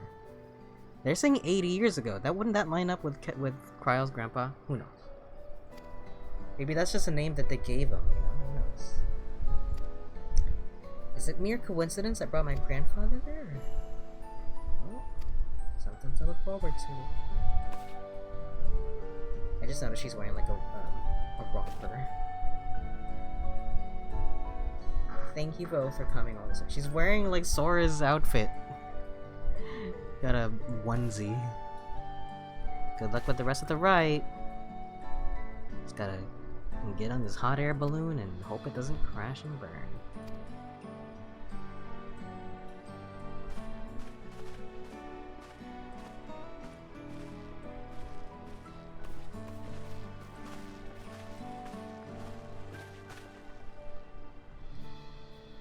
I really hope she wins. Yaktel will test her mettle without a doubt. The next Dawn servant must be willing to bear the full weight of this nation's history, no matter how heavy it may be. So we've seen Terral, we've seen like the cyberpunk world. Actually, I have no idea what Yaktel is supposed to look like. If I haven't seen it before.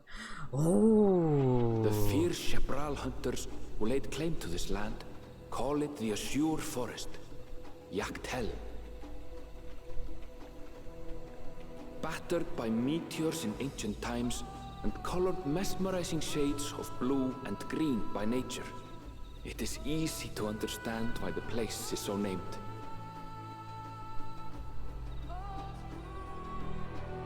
Oh, look at that. Can we go there? That big tower? Look at her in the floor. It is here, where the Shepral and Mamulja once battled for dominance, that the right of succession would reach its climax.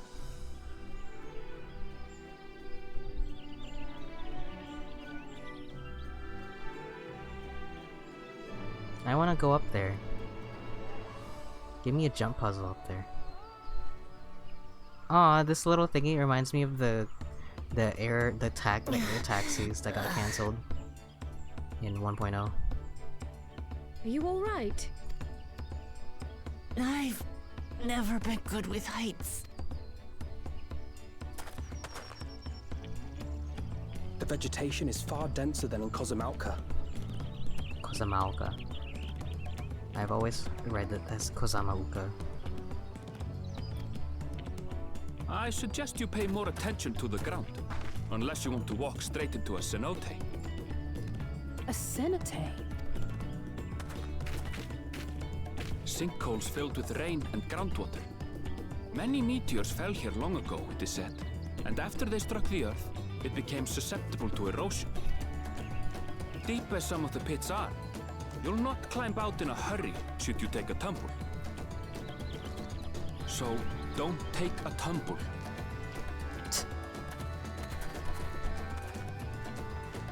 It was one time.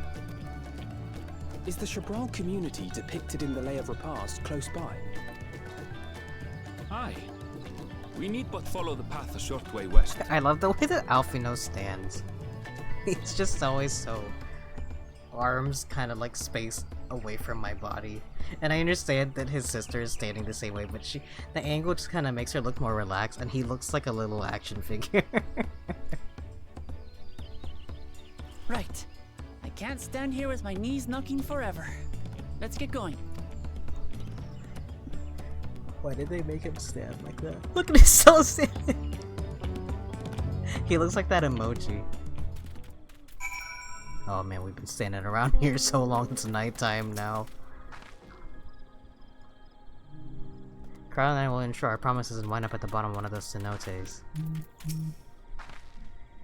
Would it kill Aaronville to give me the benefit of the doubt, or the benefit of a second chance? Look, I mean, see, look, he's standing right here, he's got a little bit of personality. The wind was fair, and the vessel hardly rocked at all. With thicker vegetation comes reduced visibility. I advise you to keep someone in sight at all times. Ooh. Oh, look at that. An airship landing. Yeah. So, oh. That's funny. Hey. So, in 1.0, there used to be these little, and you'll still see some of these structures a little bit. Like, I don't think everywhere has them, but you see a structure very similar to this, and it looks like that, where it's literally a walkway, and it goes up into a dirigible that is like this. And this was before they had like chocobo keeps that would like just taxi you everywhere. And the idea was that there'd be this airship flying around at all times throughout the lands. And I don't know what made them change their mind on it, you know? Maybe it just kind of took up too much processing power to kind of make it work properly. Who knows? But I do know that in 2.0, the way that the game works then, you couldn't really. Man, this place is gorgeous. Wow, look how blue that water is. You can't really do something like that.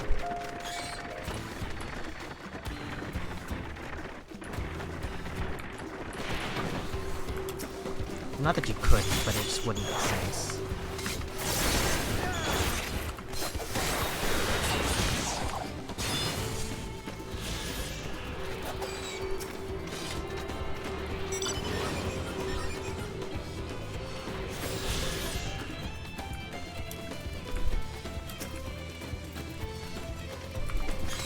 Let's go fire.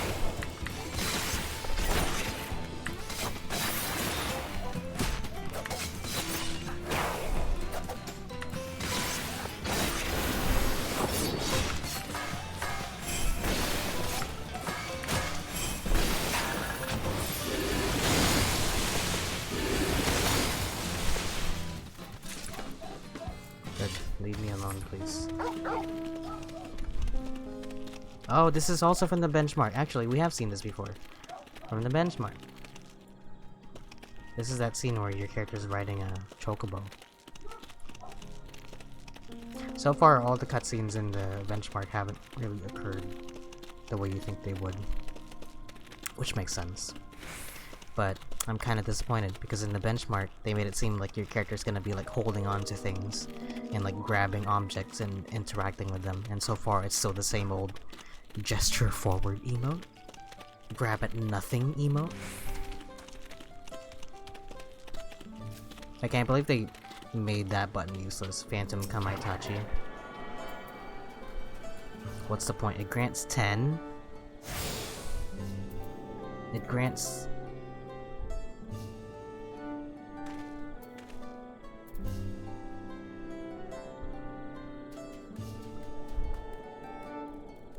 Wait a minute. Ninki gauge? Is that even accurate anymore?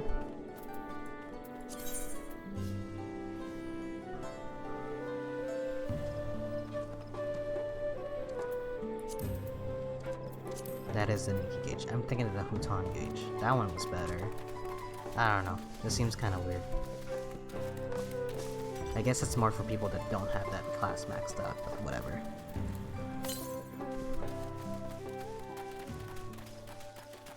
When am I gonna go to Cyberpunk World? Take me to Night City.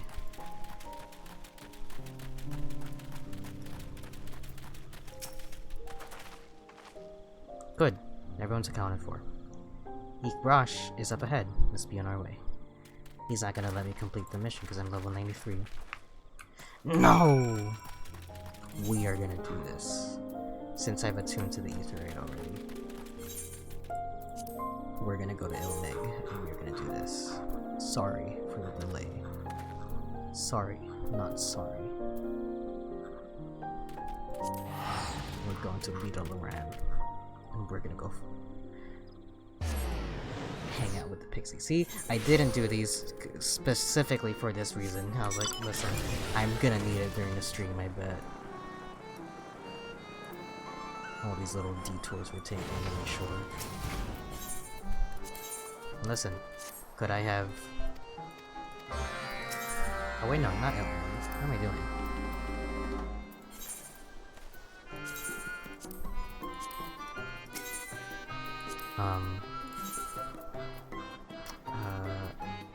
What is it? Thavnair. That's where I'm going.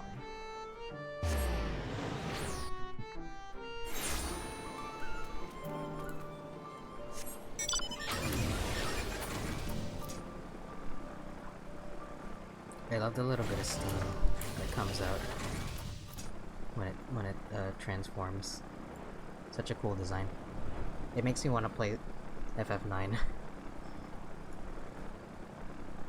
But also the fact that, like, apparently Dawntrail is very much so inspired by FF9. I heard there's a remake going on with that though, so that's kind of where my hesitation in it comes from. I'm like, if they're gonna do a remake of it, I might as well wait. Who knows?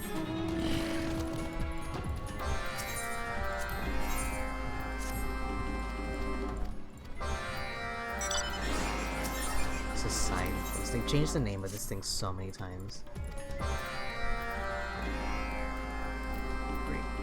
Gives me 33,000 million. 3,300 million EXP, so we're good.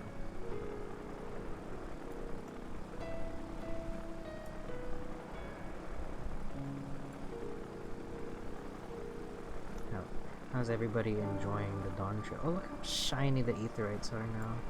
So good. Feels like they finally reached their full potential, you know?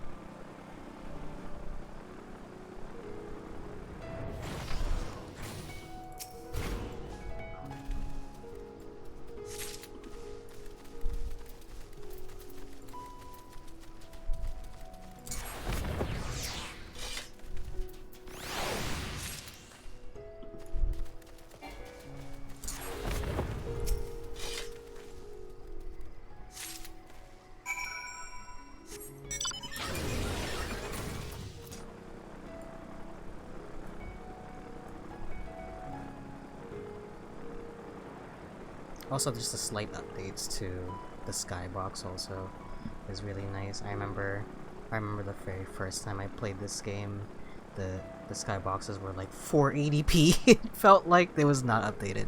But I think halfway through when I was playing it, they did some sort of update during post-patch Shadowbringers where they did make updates to it, and I'm like, oh, interesting. So I just looked up at the sky and I was like, whoa, it's different now. Crazy. But that's one of my favorite things, is just looking at the sky and seeing the stars.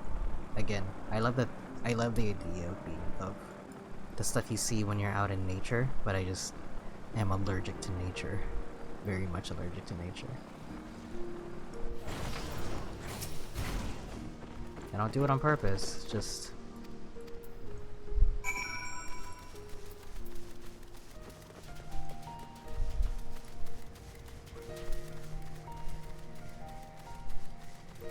I wonder what they're gonna do after. They're gonna be just 110 is gonna be the next expansion? Because, they were talking about how, they were feeling weird about the level going past 99 because, you know, Final Fantasy has always been level 99 or level 100, I think, you know? So they were like, well, what do we do? It looks like they just went for level 100, so... You know, they have to change the font, I guess, because it means to make sure it fits 3 numbers now. The little quest icons or something. Do it for the vine, is that what that said? It sure did.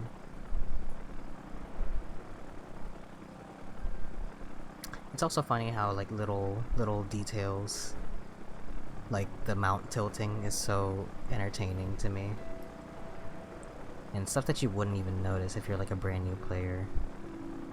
Somebody pointed out how like a new player today would never know about the new graphics. Because this is all they'll know is the new graphics, and it's just, you know, for the sake of which I think we should make sure to preserve all these. I really think there should be some sort of toggle, you know, or some sort of option if you're somebody who has a kind of a weaker computer, you know, give them that option, at least for the time being. Like I said, at some point you're gonna need to phase out the PS4, you know, and by which point,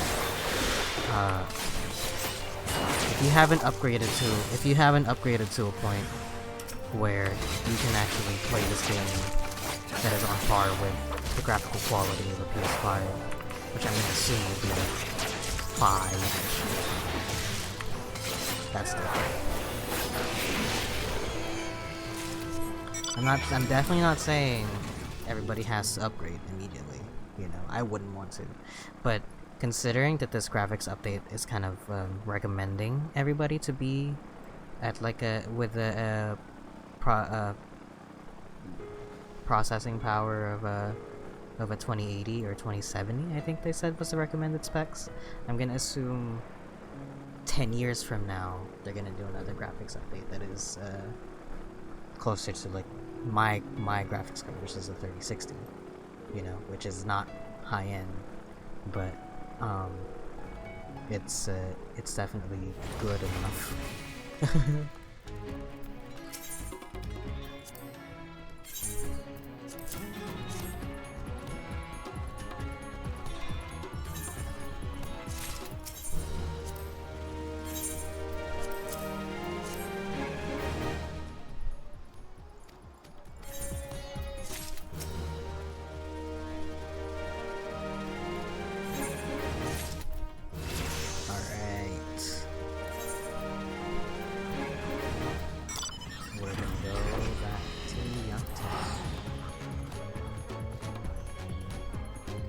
Perfect.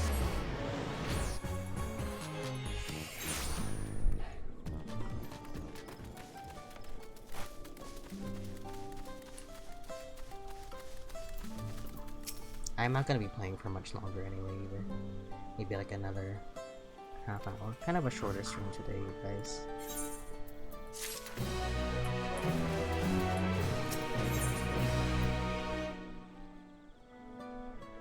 Precariously deep cenote and brush. That's gonna be so much fun to fly over that little ravine there. I wonder if there are like little sinkholes that you can walk into. Our first task should be finding the elector. Hopefully our relative tardiness will not reflect poorly upon us. Hey. Is it you? The third promise in her retinue, I presume. I seek the Dawn Servant's Elector. Then come and join us in the Garden of the Stars at the village center. Everyone is waiting for you. Excuse me. Everyone? You might not be. Only one way to find out.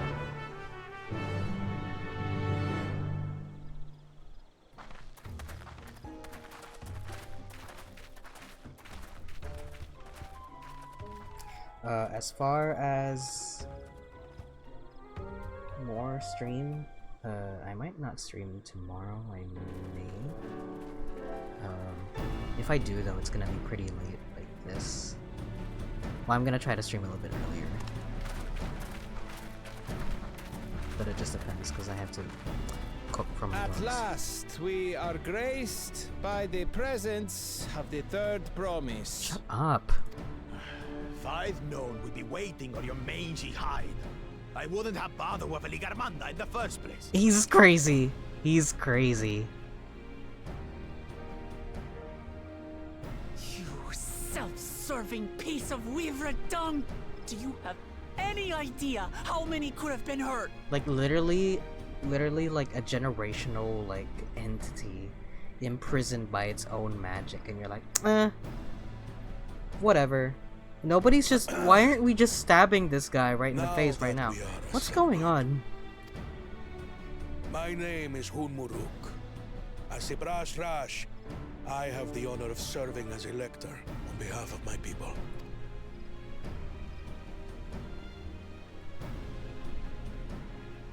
As all 4 claimants must be present for this feat, we have eagerly awaited your arrival. Third promise.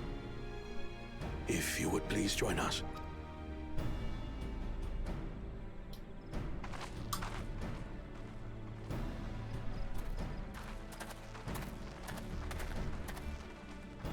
Hey. This is Thancred.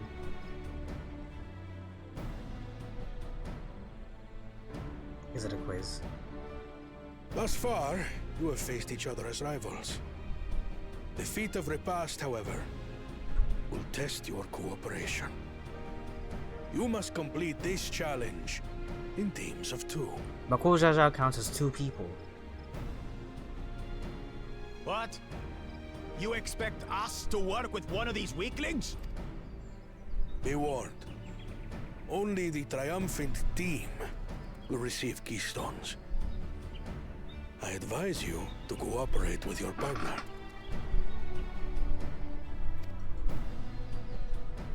Teams will be decided by lots. Those who draw the same color will be paired accordingly. We're gonna get paired with Bakul Jaja, aren't we?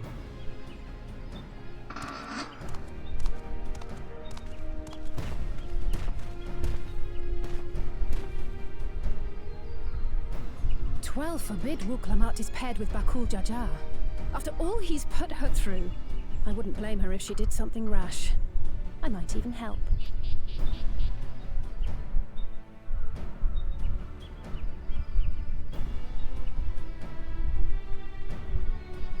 Claimants, please present your colors.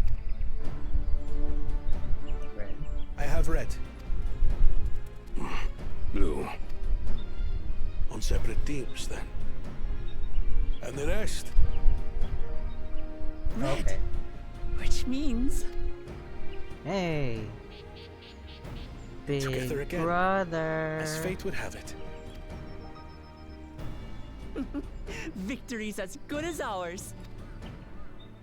With our claimants thus paired, so too is their opposition.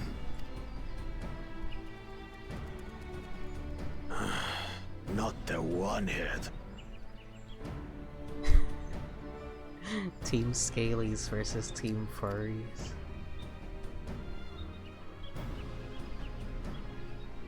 Listen well, for the trial that awaits you is as follows. Each team is to prepare a sample of traditional Shebrol cuisine. Shibruk Bibil. Oh. Cooking. And now we must cook. Another ludicrous feat. So it might seem, but there's bound to be deeper meaning to it. Agreed. Given that the very future of our nation is at stake, all parts of this rite must have significance.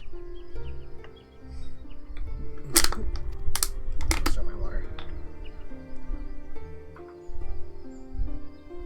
Our promises have grown rather promising, wouldn't you say? Indeed. If I were to guess at the significance of the feat, Few things reflect the history and development of a culture so clearly as its culinary traditions. The variety of stewed dishes in Garlean cuisine bespeaks their agricultural roots and cold climes, true. And our culture is known for not having any seasoning in it. The peoples we've met on our journey, they've all had different practices involving food and drink. The Hanu replenish their magical energies with reeds, while the Pelu have turned their fondness of beverages into a living. So basically, to know a people's cuisine is to know something of their ways. With each feat, we have deepened our familiarity with a given community's history and culture. Is this what Father intended for us all along?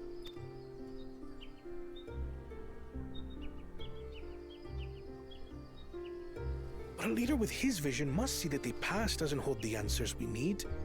It is through embracing innovation, not adhering to tradition, that we will usher Tuli Yolal onto a more prosperous future.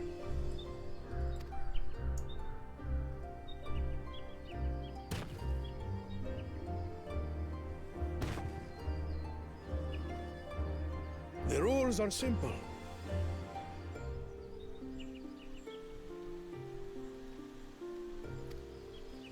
The first team to prepare and partake of satisfactory Shibruk Bivir will be deemed victorious. You will be judged by your sample's taste and appearance, as well as your adherence to appropriate cooking techniques. Kitchens have been made available for your use.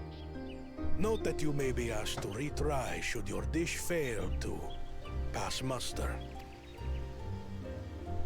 Let the feat of repast begin. This chicken, it's pink in the middle! This salmon is raw!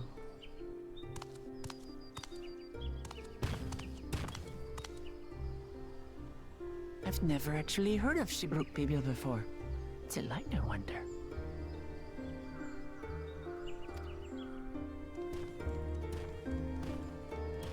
If you don't want it to stick, use the non-stick pan. That's why it's called non-stick!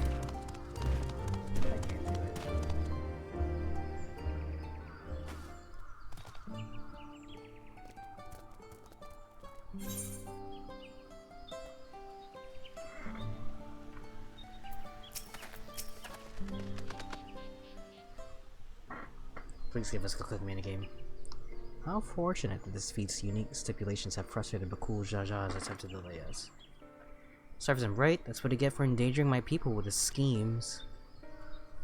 Why doesn't he just compete fairly? He's plenty strong and obviously has a mind for strategy, twisted though it may be. I'll never understand him.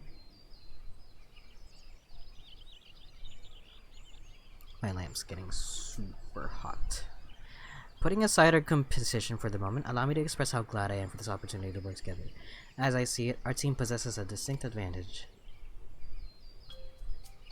Of course you do. Any team I'm on is bound to succeed. Okay.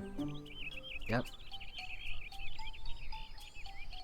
You mean we have an advantage in numbers, yes? Our competition has a team of 6, the 2 claimants. It's your team of 9. That's 3 more people we can mobilize. The task suitably delegated. Hang on one second.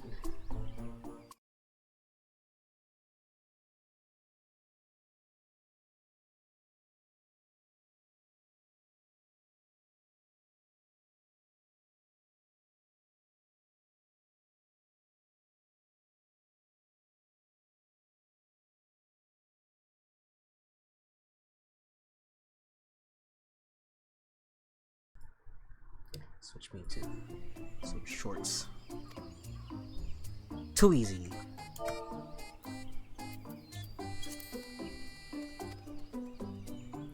Well, we must be overconfident unless we make a careless mistake that could have been easily avoided. Our first order of business should be determining the recipe for Shibruk Bibil. Yeah. Given the nature of this feat, asking for answers directly may prove less effective than simply observing the daily habits of the Shibral people. Are we supposed to guess what the food is? The game would never, but I would love a cooking minigame.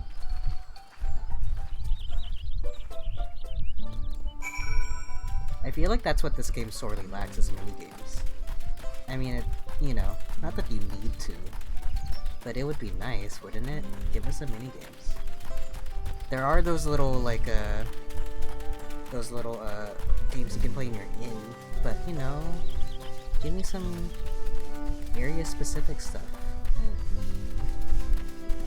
Oh, it feels like I can fall down there.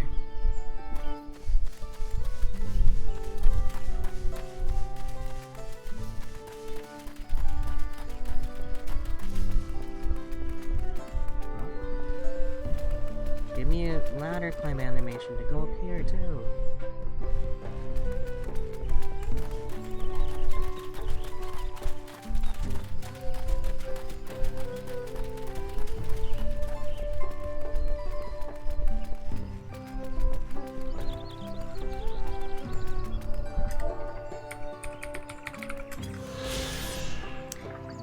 During the first stream or something, or the second stream, somebody asked me what the emote was for a lookout point, but I'm like, I'm pretty sure they changed them all to just /lookout.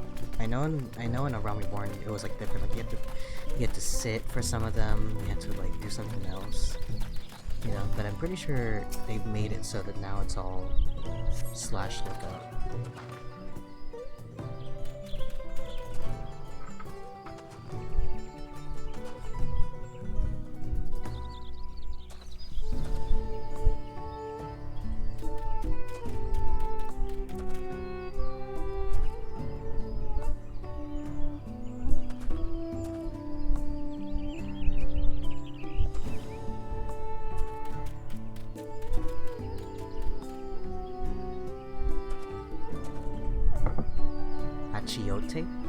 We mostly use it to add a bit of color to our most popular cuisine, but its medicinal benefits are significant as well.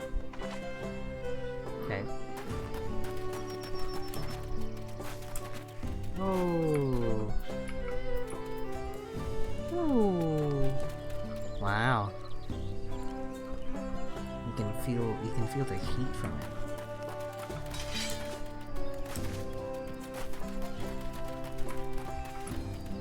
Same.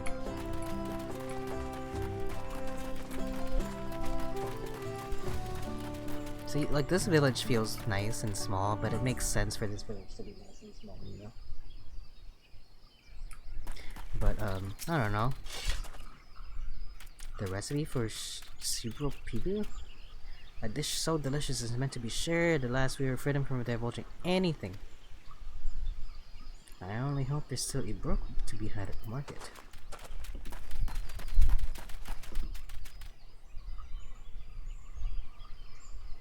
A wink. I like to think he just said wink.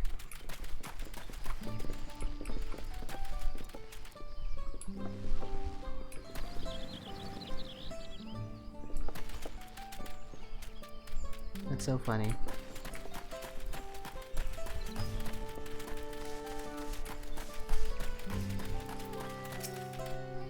You ought to cut our losses and head to Mamuk. This feat is nothing but a fool's errand. You're the fool if you think you won't tan our hides with leather if we dare to return without enough keystones. Besides, we've taken with the house cat before. How difficult could a second time be?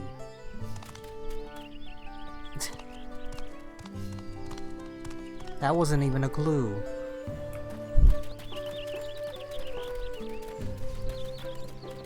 Those are just...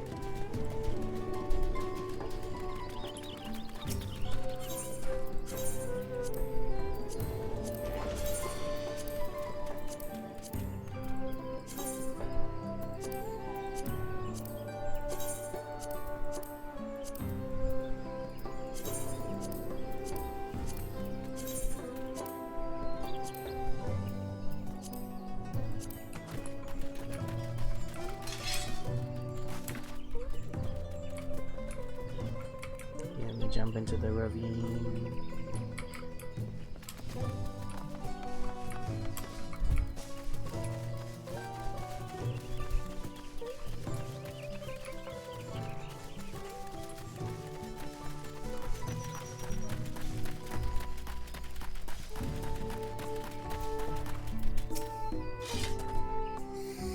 What fun this is.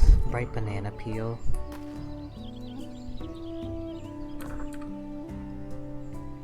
It feels like a trap.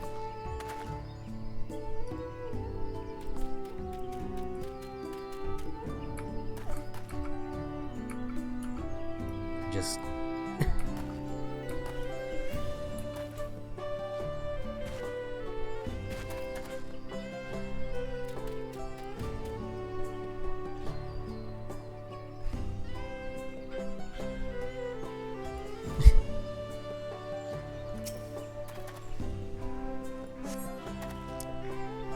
which appears to be smoking. Oh no, it appears I've gonna drop my Jatika banana peel. I can barely see it for all the steam issuing from my underground oven. Ah, there's nothing like enjoying a tasty banana while you use leaves in your cooking. Is it like a banana? We have a Filipino dish that is called banana Q. It's literally it's like a glazed bananas, pretty much. And well, as the name implies, you barbecue it, and it makes the banana really crispy. I think it's you're supposed to cook bananas with like brown sugar or something like that. It's a really sweet treat. And you can also wrap it up like in like what would you call that? I don't know what it's called, but it's like a wrapping you use. If you've had lumpia before, it's very similar. But that's a slightly different dish. It's called turon, but it's essentially the same thing, except you wrap it in the dough. I guess it's not really dough.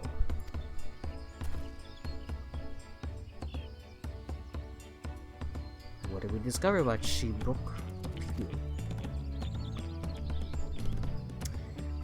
The villagers were forbidden from educating us directly.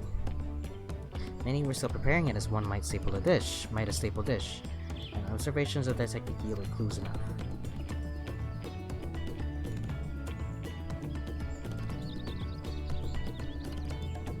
Oh, hey Amber, thank you for the raid.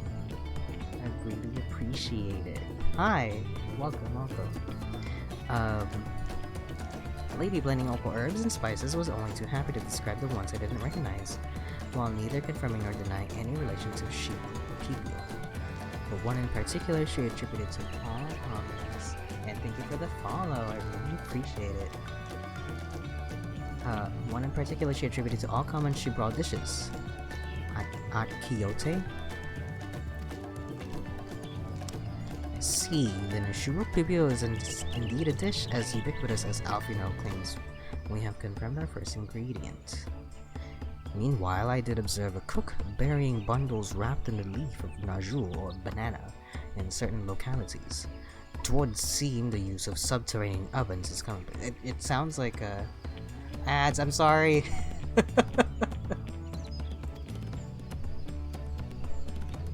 I saw the same. I think we all know what's inside those bundles, don't you? Hi, hello. Hello. I hope you can hear me. I hope you're not experiencing an ad right now. I'm gonna say hi in the chat. Just be like, hi. If you can't hear me because an ad's playing, I apologize.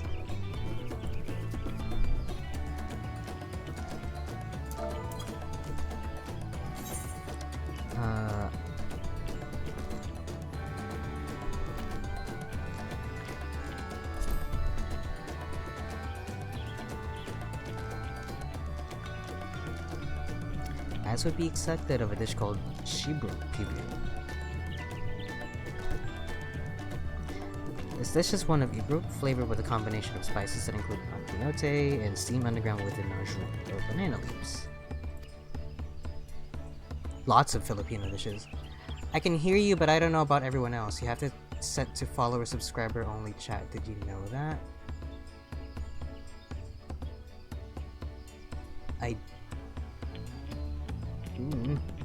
I think it was to prevent like bots from like, because I kept getting bots for a little bit.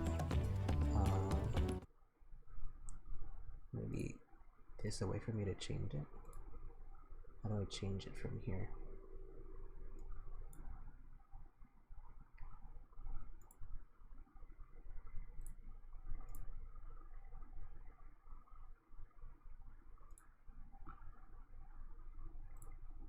Yeah, I don't know.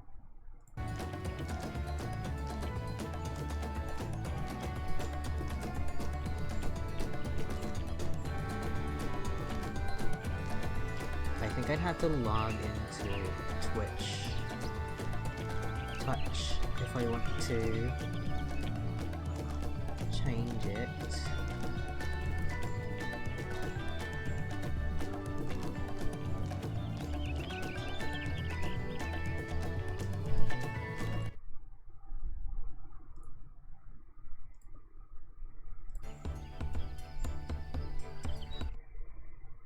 I'll go ahead and I'll fix it for next time.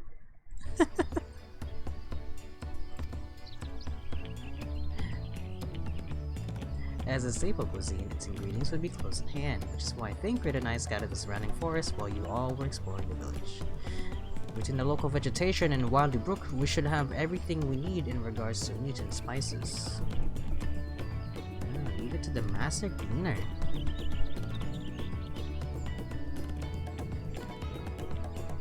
With that, we should next divvy up our tasks. While some gather ingredients, others should make ready the kitchen. The Hell's Kitchen chapter of the expansion. I can help prepare the kitchen. Permit me to assist as well. Our ovens will doubtless require firewood, and I have some experience in its gathering. Thanks, Alfino. You grab the driest branch, please. I too should be glad to volunteer my aid. You guys are like our strongest, like, magic users. Shouldn't you be starting the fire instead of grabbing firewood? Then the rest of us will gather ingredients. I can make quick work of the spices and herbs myself. Artemis, thank you for the follow. Redeemed Hydrate. Neko Artemis, thank you.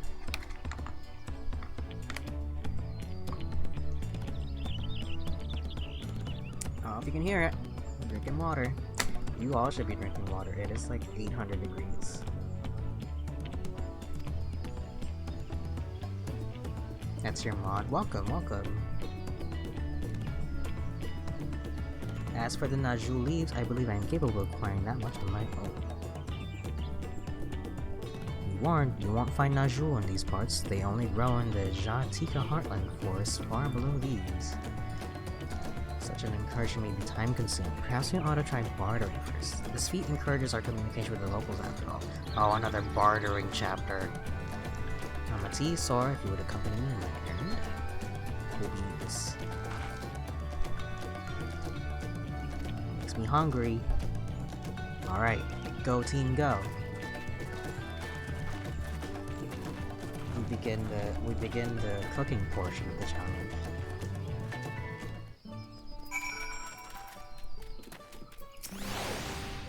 Let's go get those banana leaves.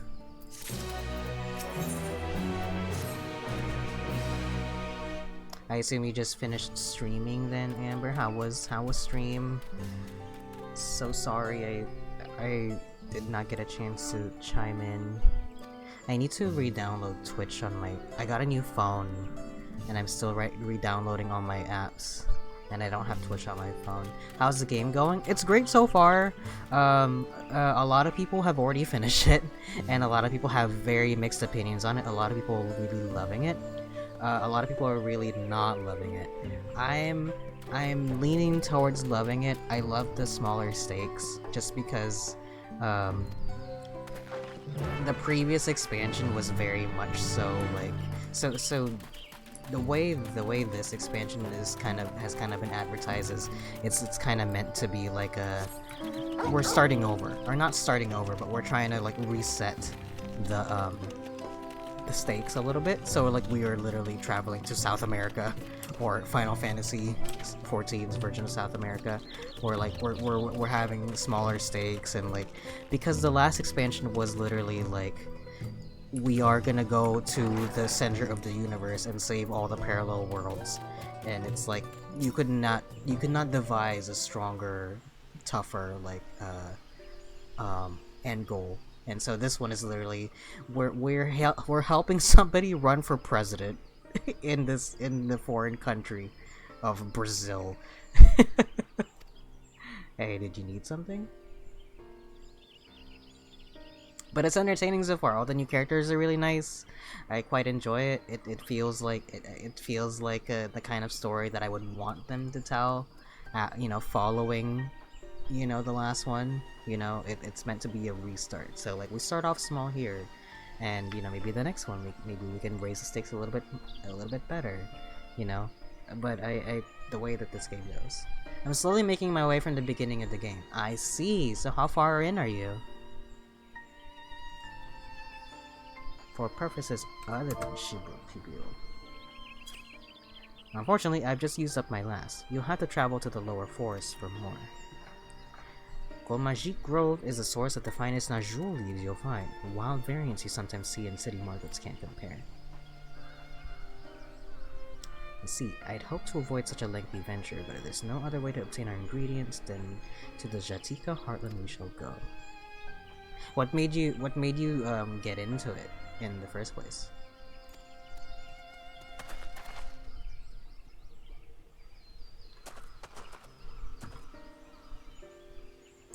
Traveling there requires that you go through the Teenbeck Traverse, but it has caved in due to the recent storm, I expect. What? But that means we can't get our Najul leaves.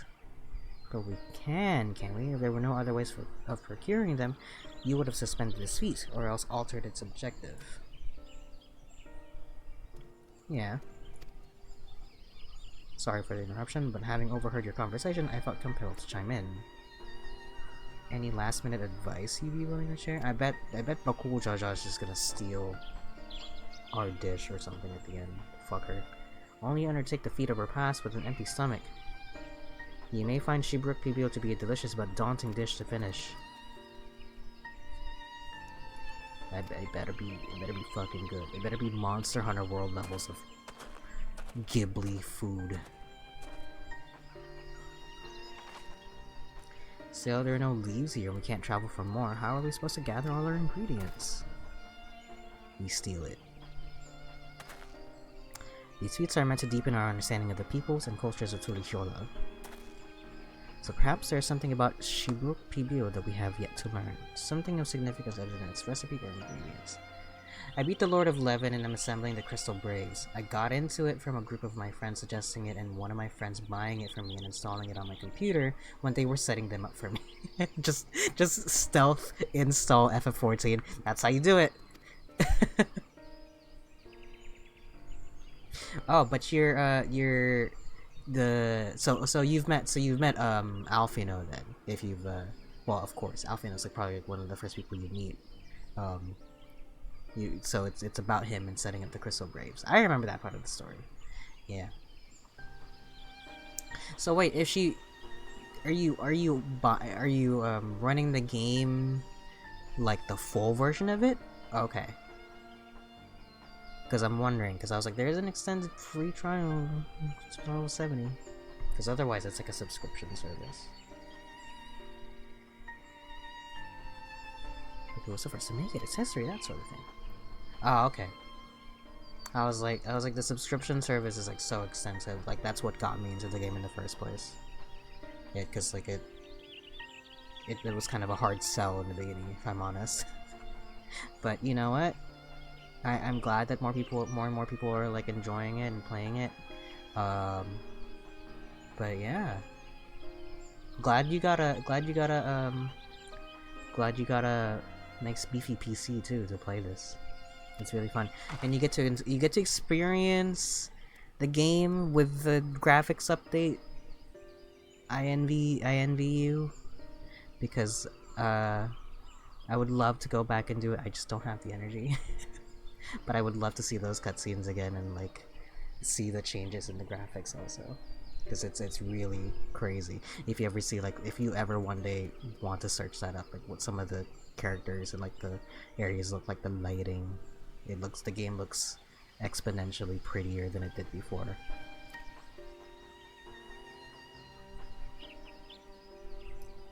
These forests have borne witness to centuries of warfare, the evidence of which remains a scar upon the earth. To know the end of the bloodshed is to know Shibruk Pibil.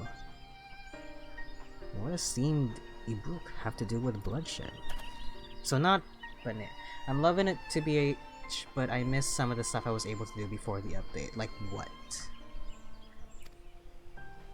In that case, you may wish to visit the site of a settlement ruined by the war. The village of Ilyon Aso lies a short distance to the east. The village of Ilyon Aso, understood. Thanks for your help. Let's go and see this place.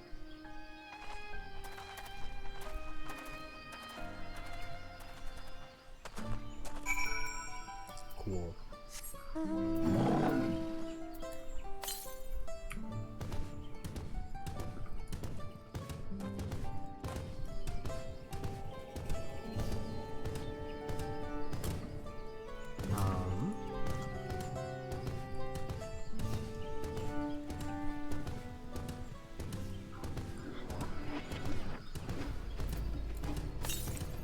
I'm actually... oh. You know what? Let's get that ether card. Since it seems to be just straight ahead anyway. I also love the battle music. Battle music is so good in this update. Oh shit! Is this the sinkhole they were talking about? I almost I almost fell for it.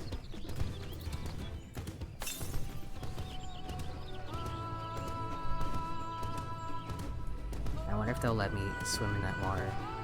It looks so nice. Oh yeah.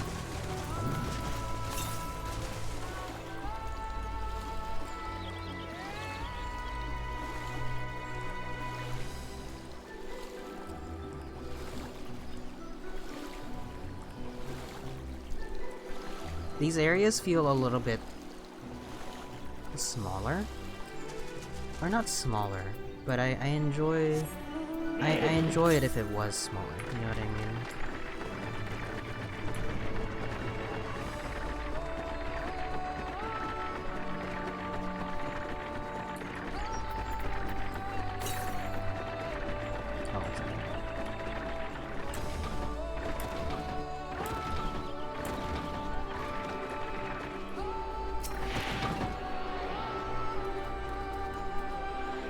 The music in here is so nice. You know, I haven't really talked too much about the music, but Soken continuing to kill it with the soundtrack.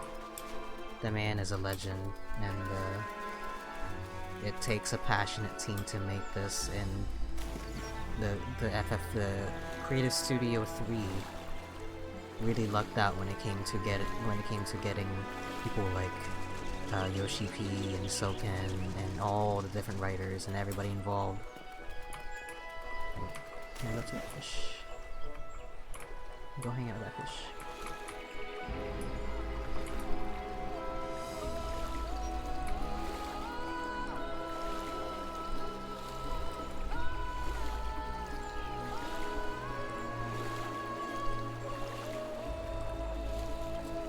Are they fishing? They are fishing. Sorry.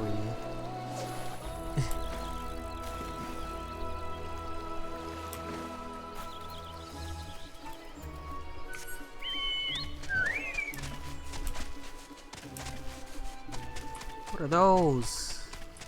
They're like little bumblebee chipmunks. There's squirrels. They're like flying squirrels.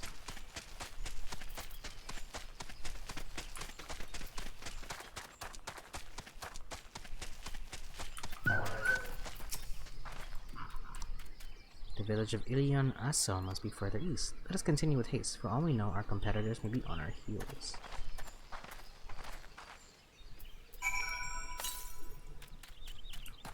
Y'all, if you could have seen my inventory before I started the stream.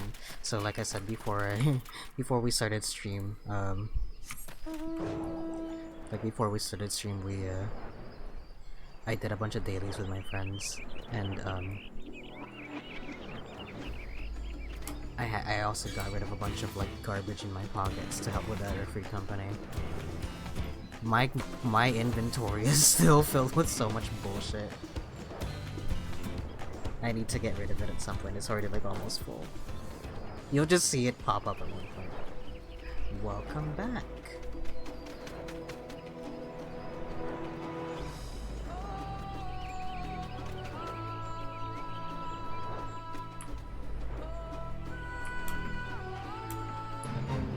Holy shit. No. Can't even do that fate by myself, please.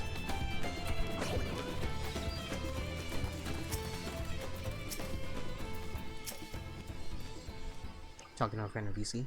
That's cool, that's cool.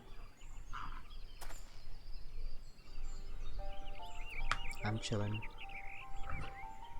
I will probably like be getting off in like a little bit soonish, because it is 12:30 in the morning.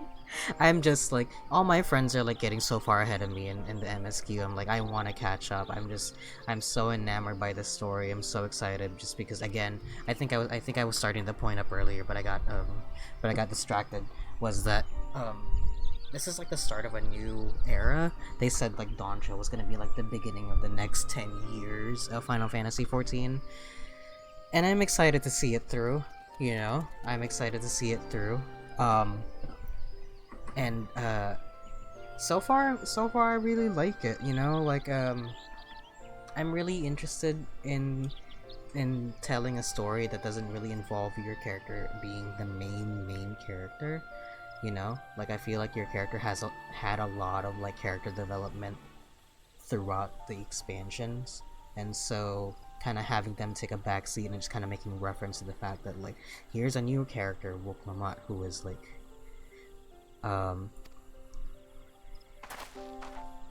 you know, you have 10 years of gameplay to get through. It's not so bad, I promise. The first expansion, or rather like the base game, is called A Realm Reborn. That tends to be the lengthiest part of the game, but every expansion after that is like literally half its length, including this one. They have the game down through a science, honestly. And when I say 10 years of gameplay, it's like because they do updates every few months to add like maybe 3 or 4 more quest lines, and then they also add like alliance raids. A lot of this content is also optional, so you know, don't sweat it.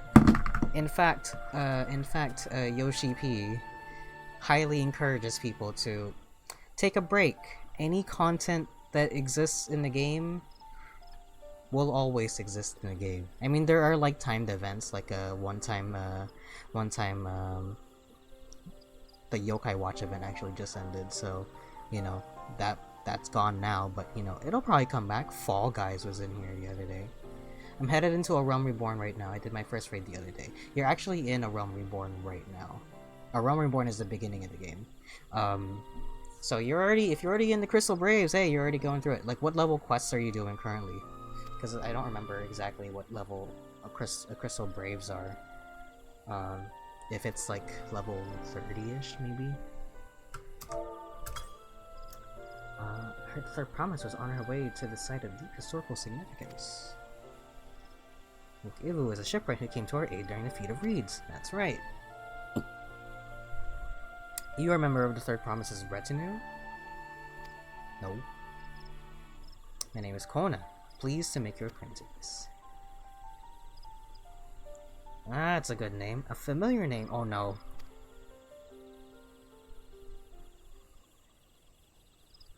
As in the second promise to Lishola? Oh my god. To think that I address its own servant's own son as some common retainer. Such as respect and everybody speaks have begun. Oh, cut it out. He's like, no, go ahead. Okay. Something you will notice as you go through the game is like just the ever increasing anime-ness of it, especially with this one. We're trying to find the ivy in the flame soldiers, so I've made the crystal braves already. Yeah. I tend to know how far people are based on like what level quests they're doing, because like so A Realm Reborn is levels 1 through 50, and every expansion after adds the next 10 levels. So Heaven's Word would be level 50 to 60, and then Stormblood is 60 to 70, and so on and so forth. So Dawntrail is from level 90 to 100. But again, A Realm Reborn is probably like the lengthier part in the game, because it was the base game.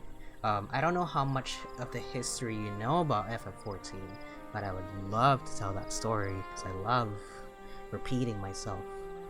Technically they're level 50 quests, I'm headed into Heaven's Word. Okay, there you go. So, you already passed the lengthiest part of it. So, from here on in, the amount of quests that you do is more or less consistent. Like, and they're about half as long as A Realm Reborn. So you're good to go. Like usually the hardest sell for me getting people to join this game is that beginning part. So you know, yeah, no, you're fine. Because the thing with A Realm Reborn was that like they didn't have a lot of money to work with, so a lot of those, like, a lot of padding. And you also notice as you're going through the game, it's like they were learning to kind of streamline a lot of this. You also have a lot of amenities in place now, where like a lot of the stuff that we had to go through playing the game for the first time, like right now, a lot of the main story dungeons you can do with NPCs, and you were not able to do that for a really long time. I think they only started like doing backwards implementation of that in Endwalker, because that was a system that was introduced in Shadowbringers, and for Endwalker they took that time to go back to A Realm Reborn and Heaven's Word and Stormblood, so now you don't have to worry about queuing up for old dungeons. You can just do it with an NPC. When I'm forbidden by the Shibrash to divulge any information regarding its preparation, I would be happy to share what I know of Yaktel's history. Considering I like modding games, my friends hooked me with G-Pose. Oh heck yeah. We'd appreciate that. In its most basic sense, the conflict between the Shibral and Mamuja was one of man. Lots of mods in this game. Somebody has like, there's this one mod that I really want to install, which is the Sora animation cycle for I forget which class it was. It wasn't a class that I was using, that's why I didn't really bother with it then. But yeah, it changes your animation to be Sora's Cage 2 animations, or Cage 1 animations.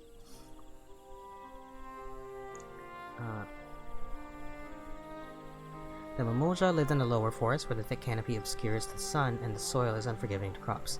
This drove them to covet the upper forest, the home of the Shibral, and they launched a determined campaign to seize it for themselves. Yet advantage ever favors higher ground, and the Shibral forces held the upper hand against the invaders, rebuffing them time and again.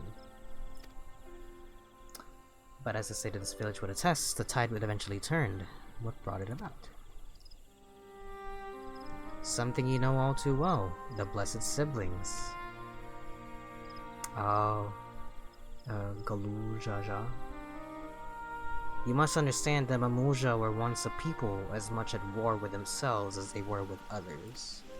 The Hubigo, Bunewa, and Dopro each sought to assert dominance over the others, even as they engaged in Shibral in battle. This is also a lot. I'm hearing a lot of complaints in this expansion, is they're introducing a lot of words here, in this expansion specifically, but it's like they're establishing a lot of stuff that I'm sure we're gonna be hearing about later on, you know, so I can't really fault it for that. Also, it kind of helps build the fact that like these people in this different region of the world probably have different names for like the Mikote and the Aura and the Elizabeth and stuff like that, you know what I mean? In an effort to strengthen bonds and discourage infighting, Ubigo and Bunewa leaders arranged a marriage between their children. However, this political measure altered the course of history in ways no one could have ever imagined. It was long believed that partners of different clans could not have children together, but then it happened. A child arrived who shared the blood of Hubigo and Bunewa both, a two-headed Mamulja. Blessed with tremendous physical strength and magical prowess, he grew into a mighty warrior before eventually rising as the first Autarch, ruler of all three clans. Such qualities would dispose anyone to leadership, character notwithstanding. Under the Autarch's rule, the newly united Mamulja became a force to be feared, and the war soon came to a head. Gotta go, my phone's dying. Talk to you later, okay? See you, Sora. Thank you so much for stopping by. Appreciate the raid. Yes, I will definitely download Twitch so I can start getting notifications for your stuff. Let me know. Let me know. Do you post like a stream schedule? I'll talk to you. I'll message you. But thank you for stopping by. I really appreciate it. It's nice hearing from you again, and glad to hear you're in 14 as well.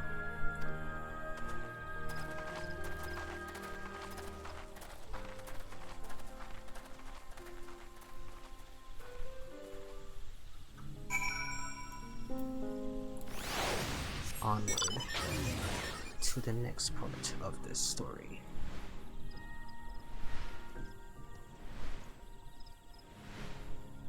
So not Galul Jaja, just a two-headed person. Or maybe that's what they're implying. This feels like the fact that we're going to visit like this ruined sector of the land. Text me, you have my number, or Discord me. This is where most battles were fought between the Shabral and Mamulja. The Shobrit Cinder Field. A field of cinders, indeed. How fierce their clashes must have been. Do I not have you on Discord? War over these lands began after the Yokui's departure some 500 years ago. And for 4 centuries thereafter, the two enemies repaid violence with violence. A constant stream of minor skirmishes, punctuated by massive slaughter. And I did. For sure. You can't see it, but I am drinking my water. Can you even hear it?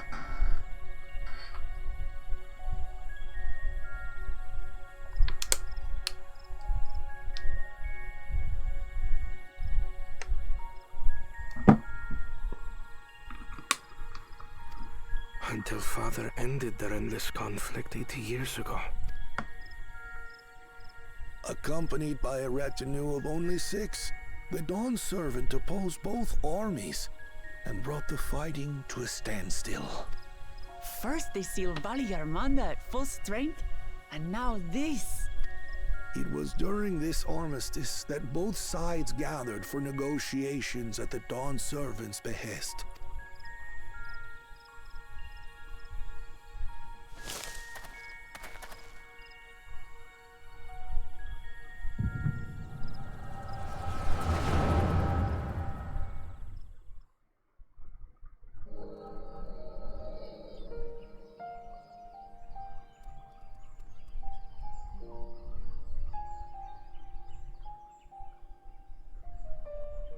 For too long, you have been bound by your ancestors' violent legacy.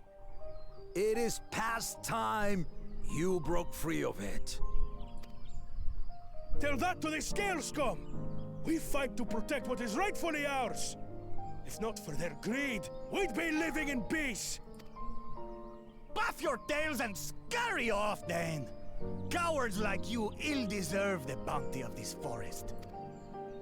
Even should one of you succeed in vanquishing the other, your triumph will last only until a new invader arrives. Tell me, do you know of the vast continent that lies far to the east, where numerous nations vie for dominance?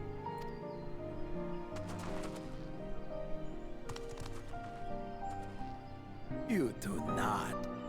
And why should you?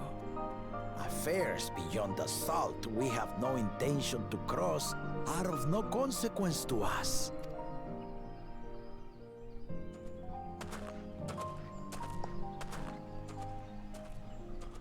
Not until those affairs come to Tural, like our honored visitor here. Hmm. He's from across the ocean. Kitten room.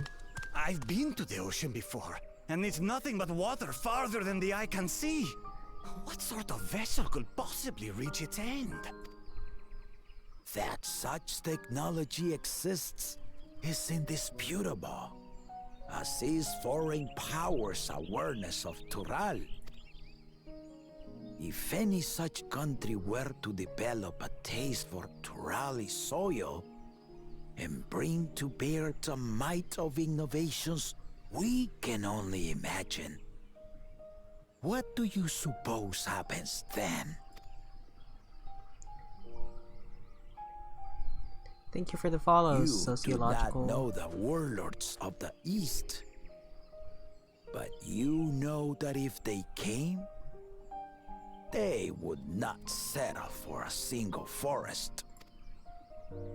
By joining hands, we might create a unified front, an alliance capable of repelling them or any other foe.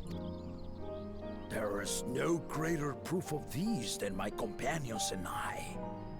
Alone we are weak, but together we triumphed over Valigarmanda.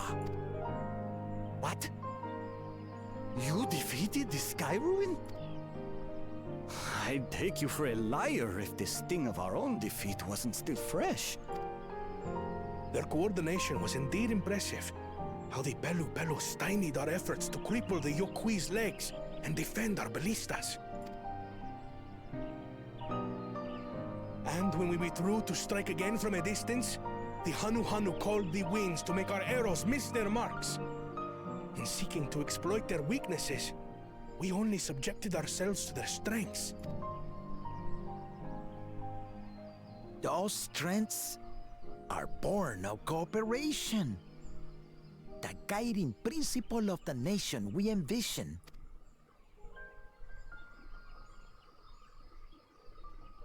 But our feud has lasted for centuries. How do you expect us to join hands now? Ha ha! Give us an evening to convince you. Hope everyone is enjoying the Dawntrail story.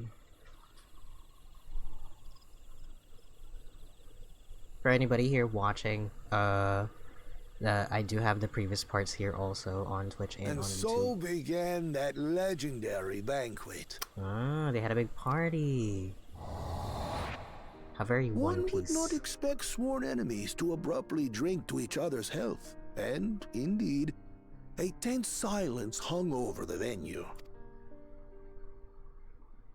But then, the Dawn servant called for the exchange of traditional cuisine. So it was that the Mamulja partook of spiced meat, and the Chabrol steamed Najul. Before long, delight manifested upon the faces of those present, each side impressed by the other's dish. Seeing this, the Dawn servant laughed and declared once more, their flavors, he said, would be even better combined, and he proceeded to help them prepare the new creation. Oh, they had a little Ratatouille moment. That's Shibruk Pibil, I'd wager. It is a marriage of Chabrol and Mamulja cultures, and proof of their newfound cooperation. The Dawn servant had asked for a single evening, but the feasting is said to have lasted 3 days and 3 nights. So delicious was their repast.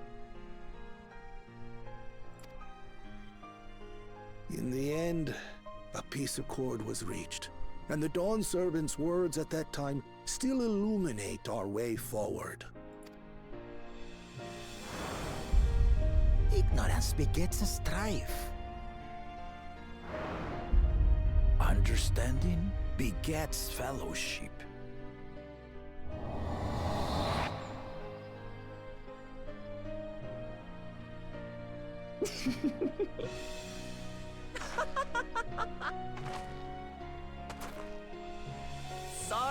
sorry. It's just to think that he ended an age-old conflict with food. It's all so absurd. It's somehow so very papa, I couldn't help but laugh.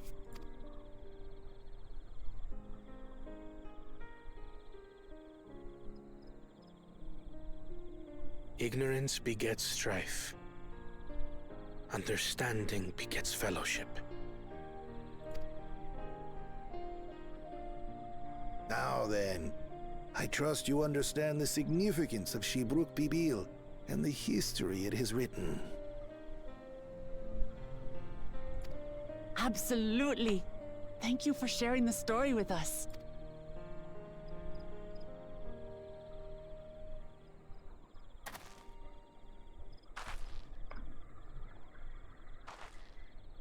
What's wrong?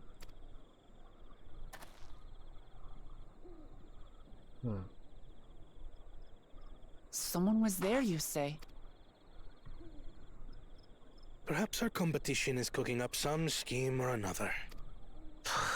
Something bitter and half-baked, no doubt.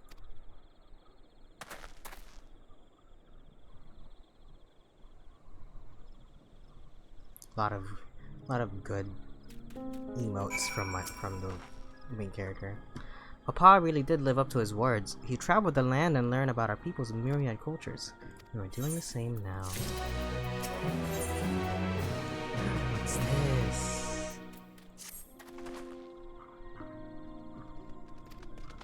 We're still no closer to procuring the necessary Najulis. Nice. Tell me, was that historic feast commemorated in some fashion? With a monument, for instance? Yep.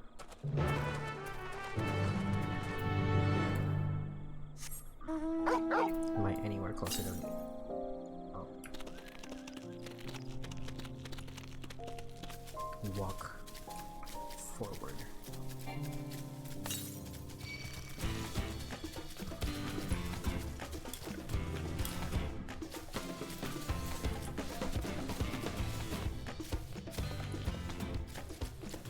By golly, we are getting these ether currents. There goes the fireworks. At 12:43. No one's even gonna be awake to kind of appreciate that. You know what I mean?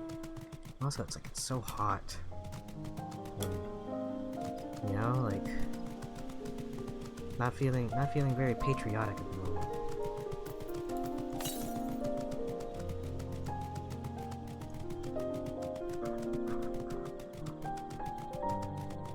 Look at this area though. It reminds me of Mordona, actually. The fact that there's like remnants of like a war and something that you can never take part in.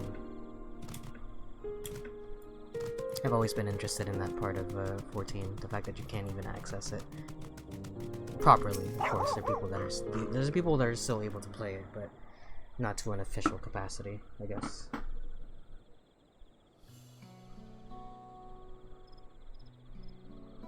Here it is. Oh wow.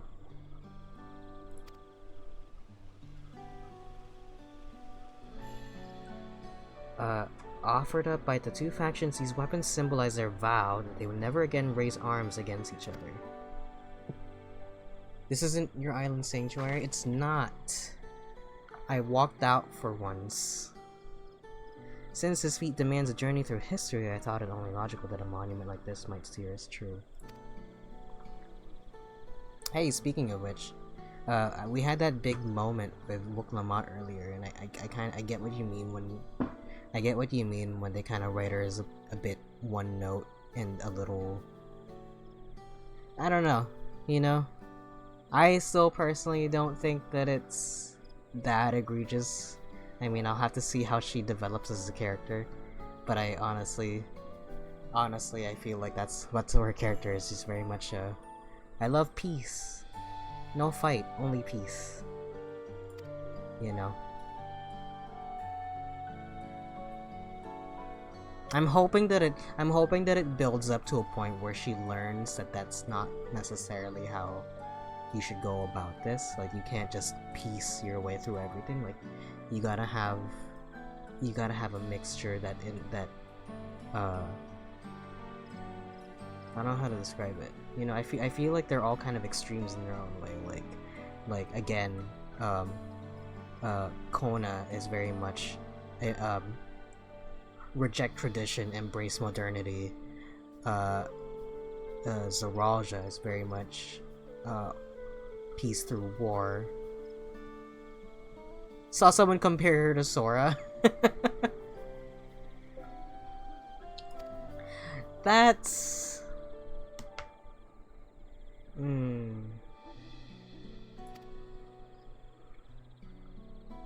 I don't know, I mean, I guess... Yeah. I mean, I feel like KH3 really fleshed out Sora as a character. Where, like, they kind of show that he's not, like, as happy-go-lucky as people would say he is. You know? Are we really defiling this corpse? Am I really gonna defile this corpse? Of course I am! Her friends are her power. Really? You know what? Now that you say it that way, yeah, you're right. Which makes me like her even more. Well, I would have been satisfied to only a hint, but here they are. Fresh nodules. Hanmu Rook's doing, I'd wager. There's a poetry in hiding them on this battlefield, given that it was central to the war they fought then. Are we really gonna dig up these ancient banana leaves?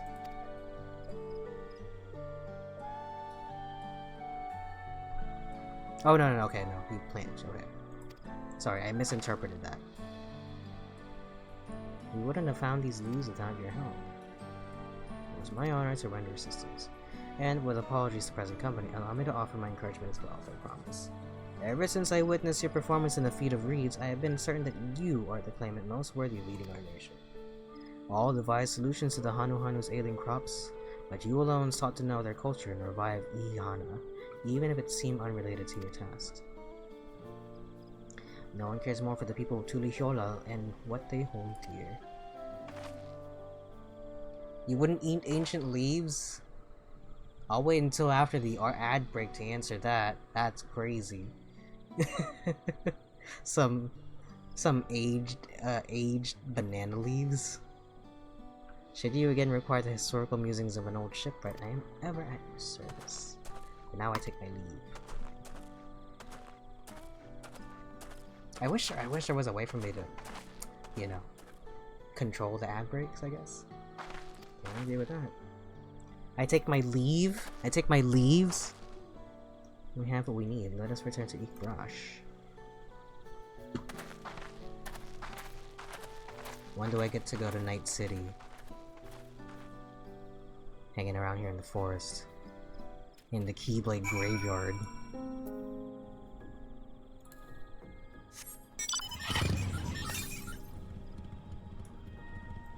That's too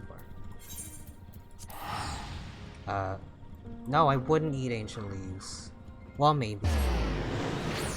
It reminds me of a story I heard on a podcast a long time ago, where like this guy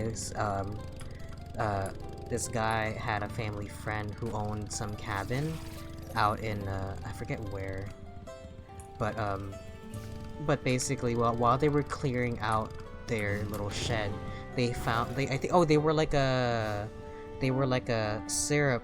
They made jars of maple syrup basically, and while they were cleaning up the storeroom, they found like just an ancient bottle of maple syrup that had like probably like rolled under a set of stairs, and it was like perfectly sealed throughout all this time, and apparently it aged like wine. So I can't imagine what that tasted like. That must have been pretty good. But ancient banana leaves, I don't know. I feel like that would just dry up, thus rendering its use invalid. I hope so. I'm famished.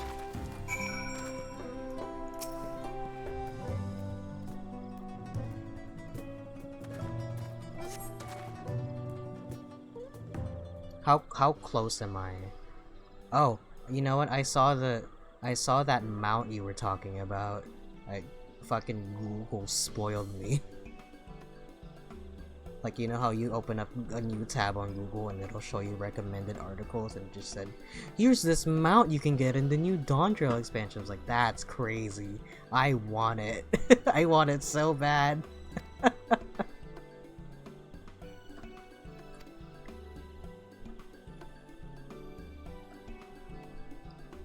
How close to what?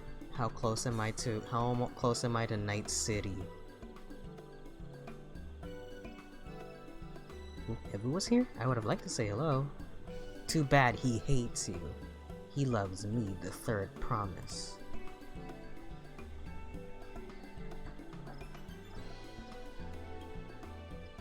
God, I hope people can hear me. I didn't realize. I mean, I feel like I'm talking. You loved him, I had to get it instantly. I'm far? Fuck. I'm out here hanging out during the... We've reached the cooking portion of the challenge. That Gulu Jaja brought an end to centuries of warfare surprises me little, but to achieve said peace through cuisine is something else entirely. Leave it to my old man to find the oddest of solutions. But how about the rest of you? Is our kitchen ready? Everything should be in order. Urianche and I made another tour of the village and borrowed the cooking utensils we need, with no mention of what we needed them for, of course. Not that far, but it'll feel far. I love... Look at how Alfino is just standing. Why does he stand like that? I said it earlier, but like they keep... Why is he... He's always like perfectly framed so that you see him visibly like that, with like arms to the side, his feet perfectly forward, and just kind of staring forward. He's like a wooden doll. It's so funny every single time. We have firewood. Thank you. Yeah, spoken like a true expert. Aaronville and I found our brook, so we should have meat aplenty. He's standing like a king. He's standing like a little boy with no riz or swag. Why do they always frame him so perfectly in the center like that? Like, everybody's standing the same way, but look, they're angled so that you can't notice it. Like she's standing exactly the same way, I bet. It's just, you can't tell. It was a spirited creature, so much so that its hunter fell down a cenote trying to catch it. Wooden doll, but father, when am I gonna go and be on my own? Yeah, when Alfino has the whole world to see. I hate that. Yeah, when Alfino got the money to fund the Crystal Braves, he walked away going skitty skitty skitty skitty. What part of never speak of this to anyone did you not understand? That's so funny. I picked a good portion of local herbs with particular attention to the he's at Akiote. I'm told our residents astrologian divined the appropriate measurements for the seasoning as well. Aye. Through further inquiry that I determined the ideal balance of spices.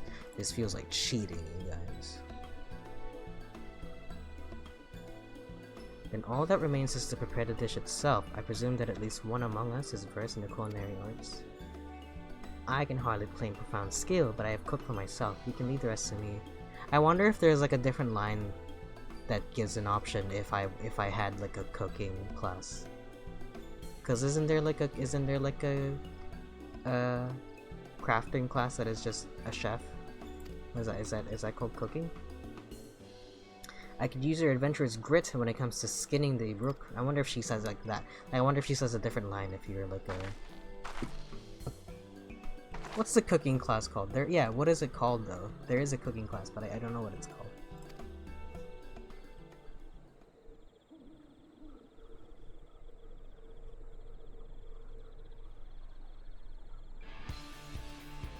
Alright. Please tell me there's a cooking minigame. No, to continue forward. Oh, she does? Oh, that's neat. I love that. I'm so happy. I love little details like the culinarian, there you go. I love little details like that. That's so neat.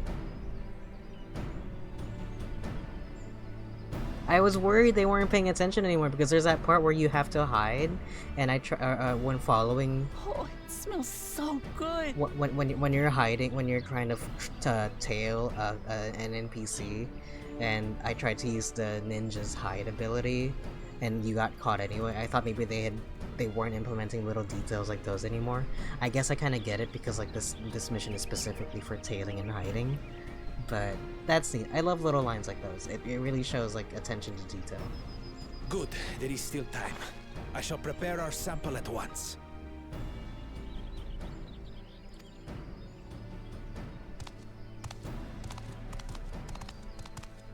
At first, I wasn't sure about being stuck with the one head. But better that than playing nanny to the mewling house cat. Be quiet, Bako Jaja. No one cares what you think. Huh. Act tough all you like. Victory will be ours. Too late, turd promise. I, Bako Jaja, have already drawn you as the Soy Jack, and the Blessed Siblings as the Chad in this comic. It's ready. Oh, they're tacos.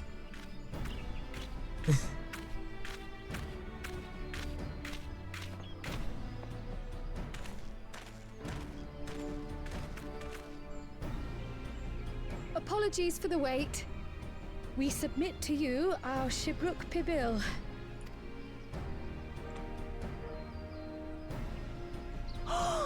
This looks amazing. Dialogue on screenshot is fuzzy, so won't send, but she says, "And you, I hope. I recall you are an accomplished culinarian." See, it's little things like those. It makes me wanna dip my toes in all the different classes. Cause they did that shit. They did that shit to me the whole time I was playing Stormblood. They were like, "Oh, you already know what it's like to be a ninja." I was like, "I sure fucking do." And of course, back then I didn't really like play any other class besides like ninja. By using but the now that culinary I've techniques of the Mamulja to cook the spiced meats favored by the Jabral. Now that I've like kind of expanded my range a little bit, at least with the raiding classes, you know, like the Disciple of War and Magic classes, I do want to dip my toes into crafting. And no, not Fisher next. That's endgame.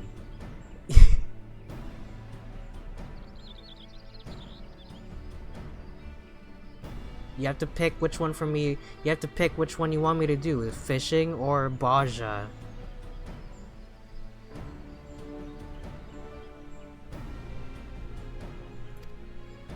It is a symbol of peace between the two fish, peoples after centuries of war.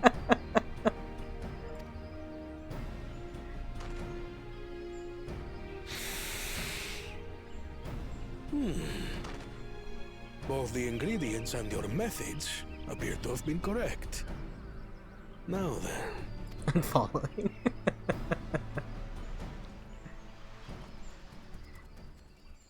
You're gonna have to sell me in Baja, considering the last time. Oh, look, he actually put it in his mouth. In taste, texture, and aroma, you have recreated Shibruk Pibil admirably. Granted, anyone might well achieve similar results by following the recipe to the letter. But you went a step further. You sought to learn the cultural significance of the dish, about Yoktel's history of violence and your father's role in ending it. Your willingness to take lessons from the past befits aspiring Dawn servants. And for that, I commend you. Does that mean the other guys, if they lose, just don't get this keystone? All that remains is to partake of your creation. True understanding is gained only through experience. Is this a shot of... Now this is something I'm definitely good at. I saw a shot of Wolfmama holding a taco earlier. I believe we have yet to receive our assessment. Ours is also a faithful example of Shibruk Pibil, as you will no doubt agree. They just fucking stole our recipe.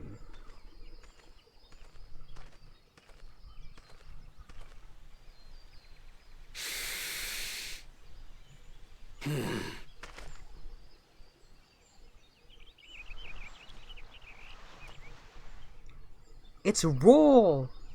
I've eaten this!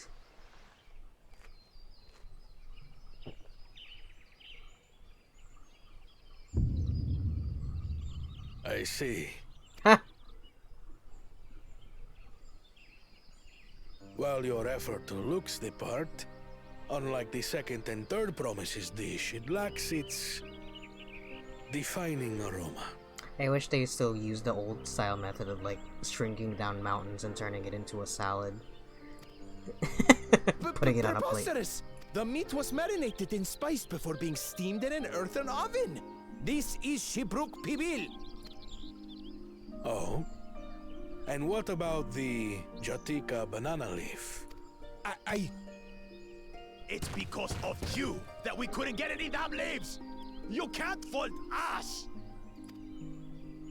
But the second and third promises had no such difficulty, did they? That which they needed they acquired simply by showing interest in our history and heritage.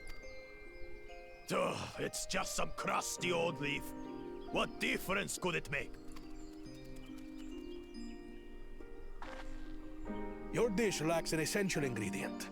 As you have failed to demonstrate an adequate understanding of Shibruk Pibil, I must deem your performance unsatisfactory. Your team will not receive keystones. Hey man, we're getting pretty close. We just have like the one left. This was stupid anyway. Getting you a crusty old leaf for your birthday.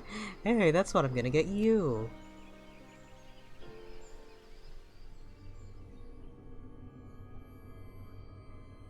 You're getting a bunch of eggs for your birthday.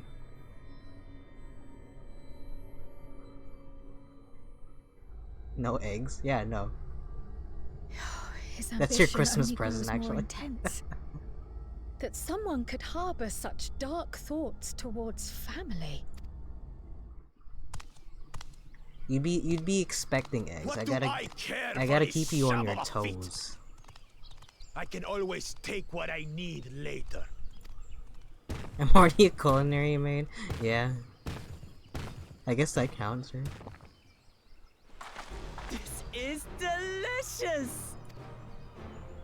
The brook is so tender it melts in your mouth, and the way the Najuli rounds out these spices is sublime. Can I level up culinarian through what is that called? Foundation. This is the taste of harmony. Someone who only knows brute force and deception could never appreciate it. Here it is. There's that shot of Wuklamat holding the taco. I'm gonna take a screenshot for me also. I'm gonna like Photoshop like a copy of Dawntrail in her hand or something. In Limsa? What do you mean Limsa?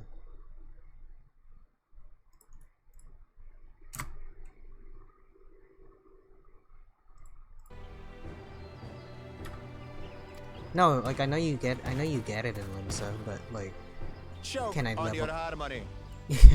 Can I level it up? She's still holding it out. That's so funny. Can I like level it up through foundation like the other one? Come. Finish your meal. That too is part of the feat. Firmament. You don't have to tell me twice. I'm surprised. I feel like I gathered there, but like wait, well, okay. Wouldn't I need to grab like a corresponding? I would need to get Fisher, wouldn't I? Is that what it is? That was bliss. It was palatable enough, I suppose.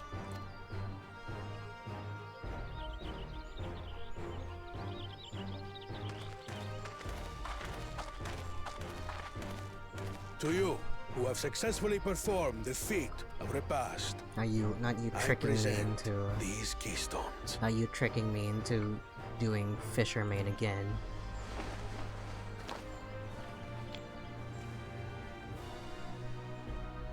Yeah. Only One more seat keystone. left. Who gets to be the president of South America?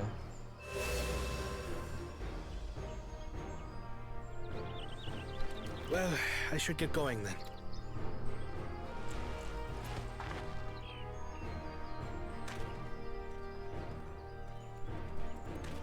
While you're here, are the fans super loud? Because I tried to test it earlier and I couldn't really hear it myself, but I don't know if I just had my volume down. I'm glad that I... wasn't paired with one of the others. We can do better than that, surely. I love this dynamic too of putting Thangred and Oriange in the background.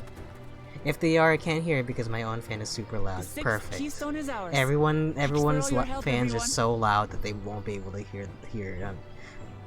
Look at him, he's still standing. See, every time he's in frame, why is he like perfectly spaced out like that? I should get a cardboard cutout of Alfino. It's driving me nuts. I forgot something important.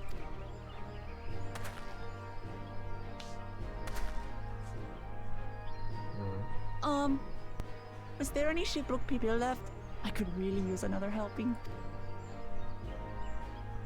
Ha! Standing like the goat he is. You're right, he is standing like a goat, like perfectly straight and ready to tumble at any moment.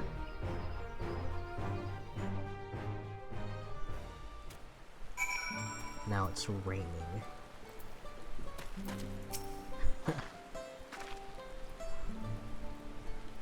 Oh yeah, they changed it so now you can talk to NPCs and keep your umbrella out. It's such a minor detail. Oh, I forgot when they implemented that. Here's Sora, crown made more using leftover ingredients. You'll love it. I'm thinking to buy more for the road myself. Now that the feat of Repass is over, the village is to be free to offer it to us, right? Is that what it is? Oh, it's a furniture. Is it raining on your island? Better check. No, it's already watered all my plants.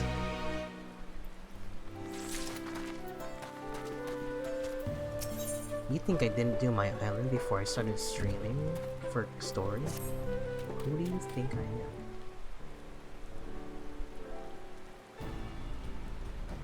I did forget to put the submarine note, sorry. One of them was ready and the other one said 40 minutes. I'm like, I'm not gonna fucking wait. I'll do it later when I'm done.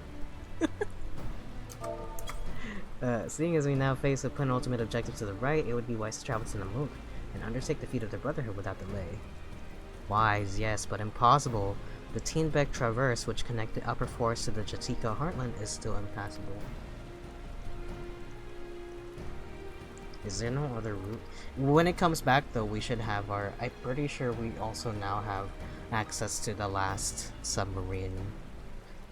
Now we just have to purchase all the freaking dive tokens, which is expensive, because the next one costs 50,000 credits. I've already thrown away most of my stuff. I used up all my Abyssos tokens.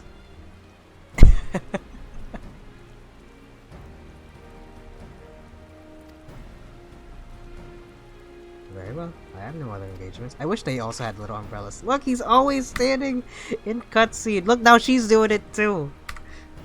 And I will come with you. If only to prove that I am capable of keeping my footing. I'm gonna finish MSQ tomorrow, I think. Then I'll start grinding on Cactuar and help with the company credits. Okay, perfect. I have I mean, like, I still have a bunch of like stuff. If you can't see it because like you'll notice that the stream is perfectly 16:9, and you know that I have a widescreen monitor, so all the bullshit is just stuck in the corner of the screen. You can't see what my inventory looks like in the corner. Mom did say something about a foreign mage coming through here decades back, didn't she? I'll come with you.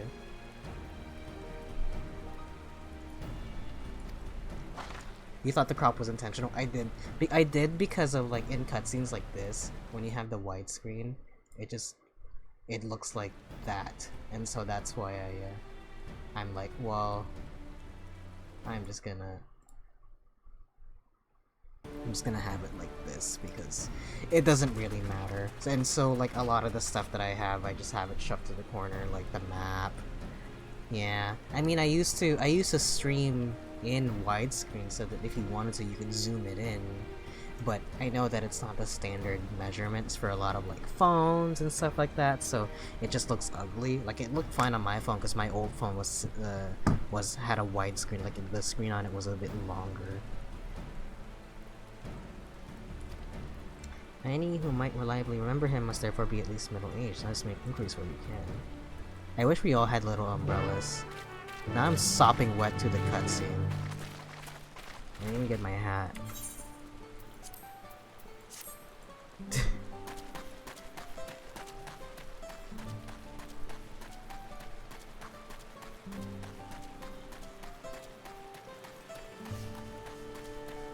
What time is it? Holy shit, it's 1 in the morning.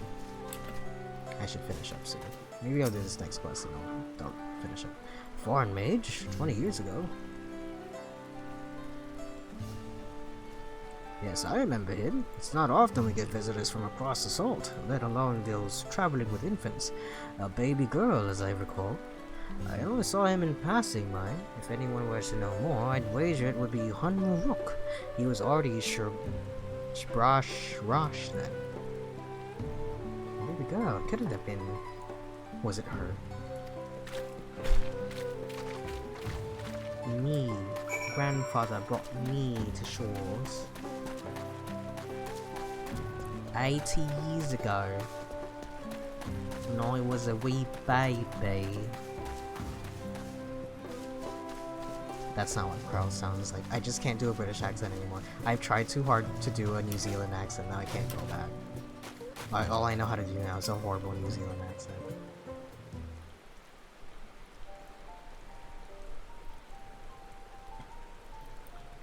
Hello again, do you require assistance? Here, after this cutscene, I'll show my inventory real quick.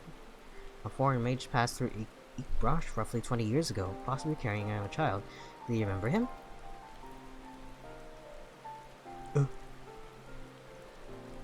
Why do you ask me this? Who is this man to you? He may have been my grandfather, and I wish to know what brought him here. Your grandfather? Not by blood, but he is family nonetheless.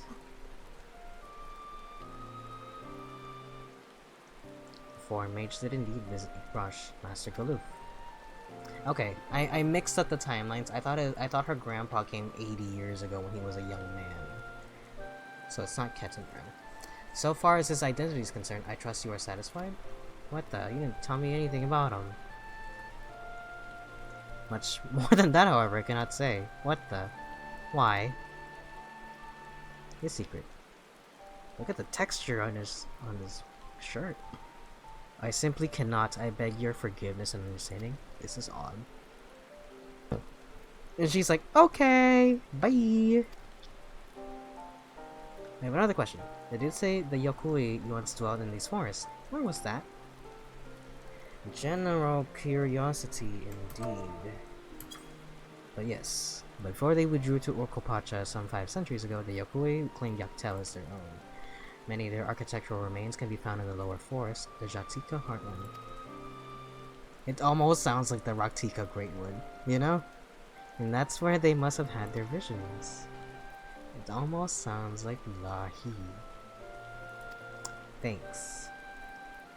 I understand what it means to long for one's family, so believe me when I say that, though my position forbids me from aiding you further, I wish you nothing but success. By helping the Third Promise find the Golden City, you will surely find the answers to the question. Oh. Lahi? Lahi? Yeah. Do you know Lahi? Speaking of which, I have a quarter of my own for you, Sora. May I request a moment of your company?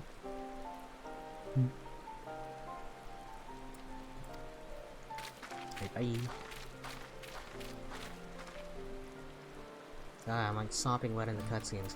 Here, like you can only see like a little bit of my inventory right here, but like, here's all my dies, and here's all the stuff I haven't opened up. Like I still have tomes from the previous event that I never finished. I have this that I forgot to give to my retainer. I got some Abyssos gear from when I was doing dailies earlier. Yep. Alright, that's enough. Thank you for obliging me. First, let us head to the cenote behind this village.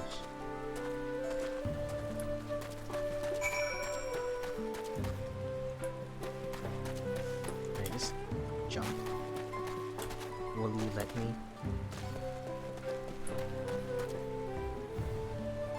Yeah.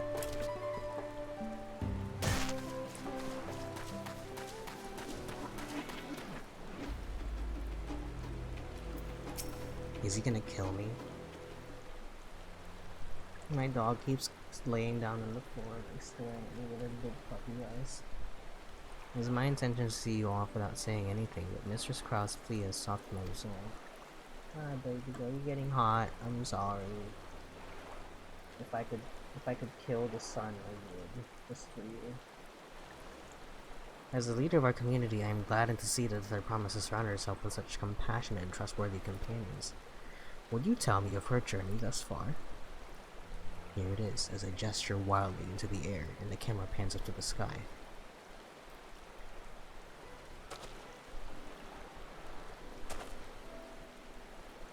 Is that so? It seems the rite has been a source of great learning and growth for Wuklamut. It does me well to hear that.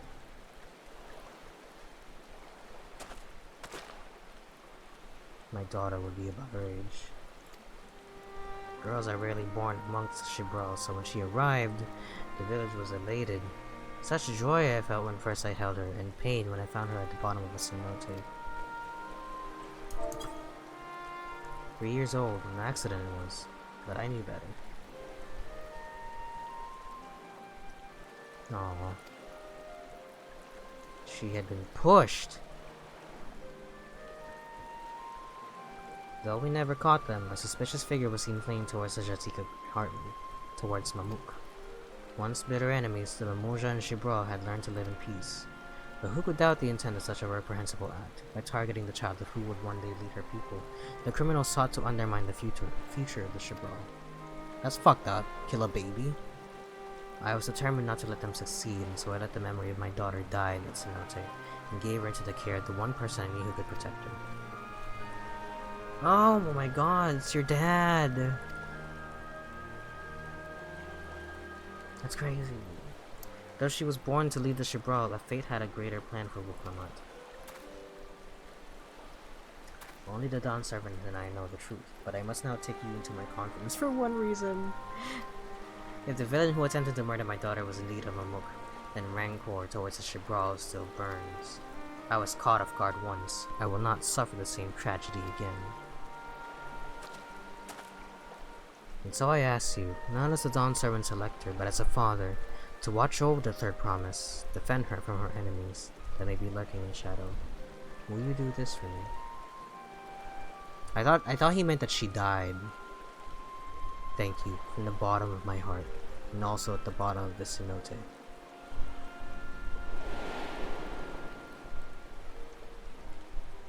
Man. Everyone here is just telling, please take care of my daughter.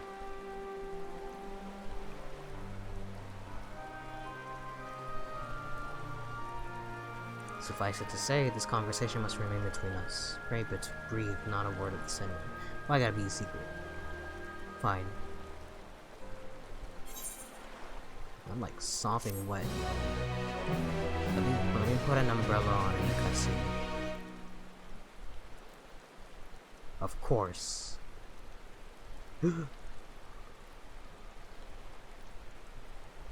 So did I. The wording sounded like it until he named her.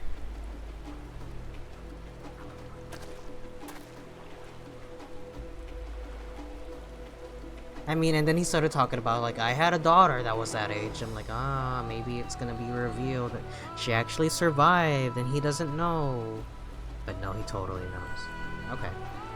Anyway, I think I'm gonna cut here, actually, because it is almost 1:30 in the morning and I have work in 7 hours. So I need to go to bed soon. or rather turn the stream off and just chill and send Instagram reels to all my friends. But yes, thank you for everyone watching. Thank you again, Amber. I know she's not here right now, but thanks for the raid. I appreciate anybody else who has made it this far. Again, I have previous parts of the playthrough up on here on Twitch and also on my YouTube if you're curious to watch those. Feel free to watch, and I hope that you guys come back and watch more of Dawntrail. It's ramping up. I think it's I'm liking it so far. I hope that it only increases in the drama as it goes on. But anyways, have a good night or good morning, and I'll see you guys on the next one, possibly in the next day or two. Keep an eye out on my Twitter also for that. I am twitter.com/SoraMoto, same as my Twitch. Alright, take care everybody. I'll see you guys in the next one. Bye-bye!